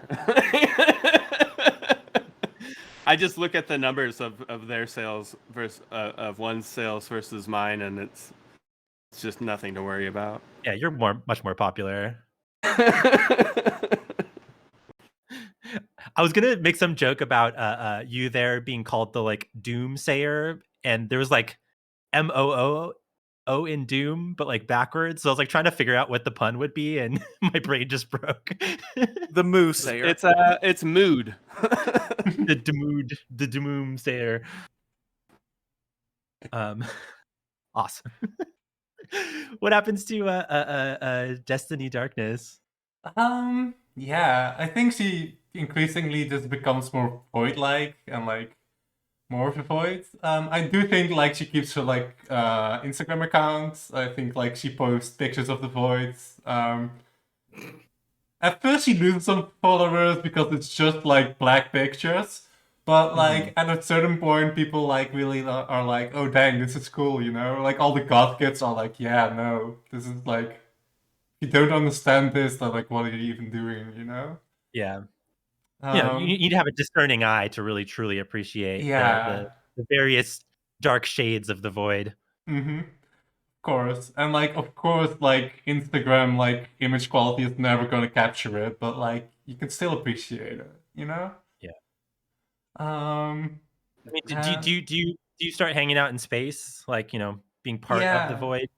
Yeah, I think I also hang out with like some celestial bodies sometimes. Sometimes I like eat them up and stuff because Yeah, want to become more powerful. Like yeah. yeah. Speaking of that, like, how does your power acquisition kind of go? Does it kind of spin out of control? Like people would say that like maybe I'm misusing my power by causing like apocalypses and stuff, but like, Mhm. gotta make that Instagram content. Like pointedly tentacles over a solar system is just like something people eat up, Like the most evil supervillain, like most evil like JRPG villain. Yeah. Actually. Like You just become a dark god. yeah, just for the content. Like Yeah. Yeah, basically a Kefka from Final Fantasy VI. You're a Doing it, void influencer. just doing it for the lols. Once you're powerful enough, it's really like, there's nothing else to become. That must Nothing be kind of else. sad. Is Destiny okay? Like, is she thriving, or is she like kind of getting wrapped up in this her own hubris? I don't know. I think there's like, I think she just feels a whole lot of nothingness. That's what they say. You just start to feel nothing once you become that powerful. Yeah. Once you become the voice, you feel nothing. I like how it was originally being like, oh, let's do like a downtime, and then now it's just turning into like a where are they now segment. Right. Yeah. Well, oh, go ahead. You could say that it was truly your destiny to become darkness. Yeah, it was right there in the name the whole time. We just didn't think to ponder it. Why would we? What about Evil Moon? What becomes of them? okay, I think first of all they get beef with their family, because they're son now, and there was the promise of like making sun and moon equal, and well, Evil Moon's like argument was, well, if I turn into a sun, technically this is the case. Well, their dad was like no, like their mom said like you don't call often enough, and I was like, "No, I'm calling right now, so what's the problem?" The standard family stuff. But overall I think they're having a very good time being a son, and like learning how to be like a better son, and just basking in the glory of like being a cool celestial body, Yeah. until like one of their former classmates decided to like destroy all of this magnificence. And I think maybe where this all ends up is like, again, JRPG plot, like me sending out like groups of like quote unquote destined heroes to like stop the void. Like, but not being like the like, oh yeah, you have to save everyone, like sounding very like merciful and nice, but like just incredibly annoyed all the time because I don't want to do this. I like how this like spawned an even like wilder like sequel campaign that we're just like abstracting. I love the idea of Evil Moon and Destiny Darkness becoming like mortal celestial entities that are like, or immortal celestial entities that are like forever warring for the billions of years to come. Yeah, but I think in general, like we are doing just fine. It's just like a difference in like perspectives. So like we could still talk when we meet at the mall, but like out there, oof, got to send out those heroes. Yeah. So despite all your beefs, do y'all still like, hang out once in a while? I think so. I would say so. I don't know. Play celestial golf every once in a while, Like... Celestial golf. Do you invite Terracotta? I'm guessing you all forgot about you there. Hey you. Yes, you. Hmm. I didn't, but maybe everybody else did. A bigger fish to fry. I mean, like they are forgettable, but maybe not that much. A sun doesn't forget. I mean, technically it's an elephant, but elephants are kind of like sun. Don't question it. It's late. Oh, this is an essential part of the game that I totally forgot, but Dr. Smurlin gave you all an A. Oh, that's Oh, nice. okay, My good. first Nice. So you Didn't matter didn't get, because I dropped out, Radical. but yeah. yeah, you didn't get kicked out of the College of Cacophony and Kinship, but some of you didn't even continue going, so it kind of didn't matter. Like, Yeah, despite my best efforts, nobody would kick me out of the College of Cacophony and Kinship. I am a disappointment to my family, ultimately. Yeah, I mean half the college was destroyed in the orb apocalypse, so they had bigger problems to deal with. can I add a very cynical thing to my epilogue Sure. thing? Is yeah, and like I also have to like work like at a barista somewhere to pay off my student loans, because like beef with the family, they don't want to pay them. Like we were sending you there to do that and that, and you decided to become a son. That's like you were supposed to like take over the family business, and well, sometimes perspectives change, right? Yeah, and nobody pays you to be the son. Yeah, it's like this. I do this for like the joy of expression, really. Yeah, just like it just makes you happy to see people getting a nice tan. I don't know about that, but like shining and and being hot. Yeah, okay. Helping them Let's go generate with that. Yeah. a little vitamin D, Yeah. Oh yeah, that's important. and making sure that people who have too much hubris in their how they treat the sun get nice little sunburns. Oh yeah, definitely. All right, let's wrap it up there. This has been a completely wild game of Spelljammerz by me. If you've enjoyed it, please check it out at devindecibel.itch.io. Consider. Is there any more? Was there any more donations that I should call out before we roll out of here? Let's see real quick.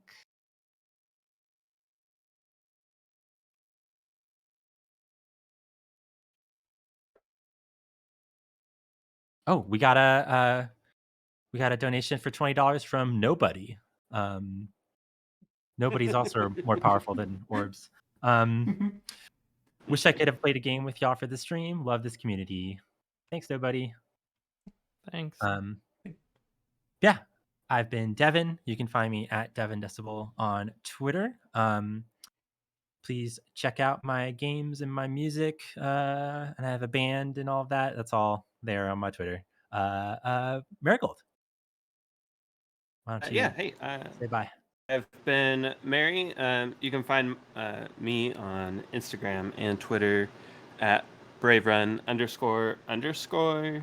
And you can find links to my games and stuff there. It's just braverun.itch.io, and I'm selling a little ghost shirt right now too. So if you are into that kind of stuff. And one of their games just got played by friends at the table. Yeah. Yeah, it's true. I need to It was really subscribe to the cool. Patreon again. Absolutely awesome. Yeah. Cindi. Yeah, I'm Cindi. I don't have anything to plug, so that's me, I guess. Yeah. Don't look for her. Do not. We'll find you if you try. She'll find you. Just find nothingness. Yeah. Yeah. I'm like the inverse of Destiny. I don't have an internet presence, but I do have a life outside of it. I don't know where I was going with that. Mocha. Hi. Yeah, I'm Mocha. You can find my games at mocha.itch.io, or you can look at least two of them up on Steam. they're called Splinter Zone and GB Robot. That would be cool. You could also just look at my website, which is mokograd.net, which is a blog, and there's also links to all of my games there. You can follow me on Twitter at @ernstmoka or at mokograd, depending on if you want to see all the complaints and frustrations with everyday life, or just the stuff that I make. That's that. Aside from that, I would very much like to thank everyone who has played here today. I had so much fun. It's always a good sign when you start playing and a few minutes in, your face hurts because you have to laugh so much. And it's been great. And the whole Steam stream has been great, and thank you so much for all the people who are organizing this, because this is so much work behind the scenes, to setting everything up, making sure that the games are full, and that, and the people taking their times to run the games, to host the streams, all of that. So Yeah. thank you so much for organizing this. This has been a personal highlight of me since they started 2 years ago, and they continue being a personal highlight of me for every year that I get to participate in. So yeah, it's been great. Thank you so much for doing this. And huge shout outs to Cindi for hosting this particular stream Oh yeah. while playing. Yeah. That's a lot to deal with. Right. And Yeah. HB. Yeah, I'm happy birthday. You can find the games they make at gm36.itch.io, and that's it. Awesome. And that's going to wrap up our game of Spelljammerz. Once again, also shout out to Black and Pink, doing some very important work. Please check them out at blackandpink.org and consider donating if you have the means. And that'll do it. Farewell, y'all. Bye. Bye. Bye-bye. Farewell. Bye.